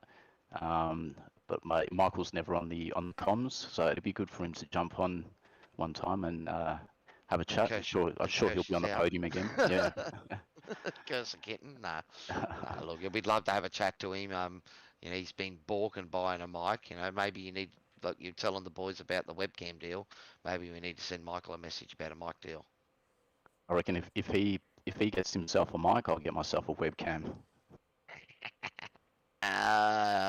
Try to put it in there. All right. Well, Daniel, mate, another awesome drive tonight. We know you earned it tonight. Great work. Let us know who's given you and the Kittens boys all the support out there, mate. Well done. Cheers. Yeah, Kittens Racing, Driver 808 on YouTube, and AML Technology. Awesome. Well, there is our podium for the F3 race tonight. Our big 1 hour feature, the penultimate round. It is Daniel Byrne for Kittens Racing, taking out tonight's race ahead of Scott Barton for W Area 51 Sim Sports, Brad Hudson for JWME Motorsports in P3. Well done, gents. Any final words, Hamish, for the boys? I think it was a massive race from all of you. Big congratulations to you, Brad, on your inaugural podium in SRW, at least in a racing perspective. I think, Scott, it's not going to be too long until we finally see you take a top step of the podium and really make the kittens lick their wounds eventually. So I'm excited for next week, excited for the final round of Season 2, and looking forward to seeing what you boys can do on track. Thanks a lot, guys. See you then. Guys. Cheers, fellas. Awesome. Well done. There is our podium for tonight's F3 race. Well, Hamish, we've come to the end of another double-header night here at SRWTV. The TCRs, they had plenty of action, great mid-pack battles. And then the F3s, well, we saw carnage, maybe not as much as I called for, but we still saw it, bunched it back up, and a great last lap battle. Scott Barton almost getting the job done, but driver 808 able to fight him off and hold him up at the end. Yeah, I think he was very lucky with the fact that this wasn't maybe an hour and 10-minute race or even an hour and 5-minute race. So, yeah, it was great to see. Great battles around in both series tonight, both the TCRs and the F3s, and a whole heap of action across both the European circuits that we visited tonight. So, really excited for next week. Really excited for the final 2 rounds and or the final round for each series. And I think, yeah, the championship's only heating up, and it's going to be almost like a volcano erupting next week when we see who is going to finally come out as the champion of both the TCRs and the F3. Well, let's hope so. It's going to be a cracker nights of action next week. Of course, we've got cracker action many nights of the week. We still have our Toyota 86s tomorrow night. I'm not sure if we're going ahead with the GT3 broadcast, but we'll keep you informed on that. And of course, our Pro-Am V8 supercars this Sunday as well. That will bring us to the end of tonight's broadcast here for SRWTV. On behalf of our broadcast and admin team, Hamish, say good night. This is Cowie saying good night, guys. And we look forward to seeing you next time on SRWTV. Bye for now.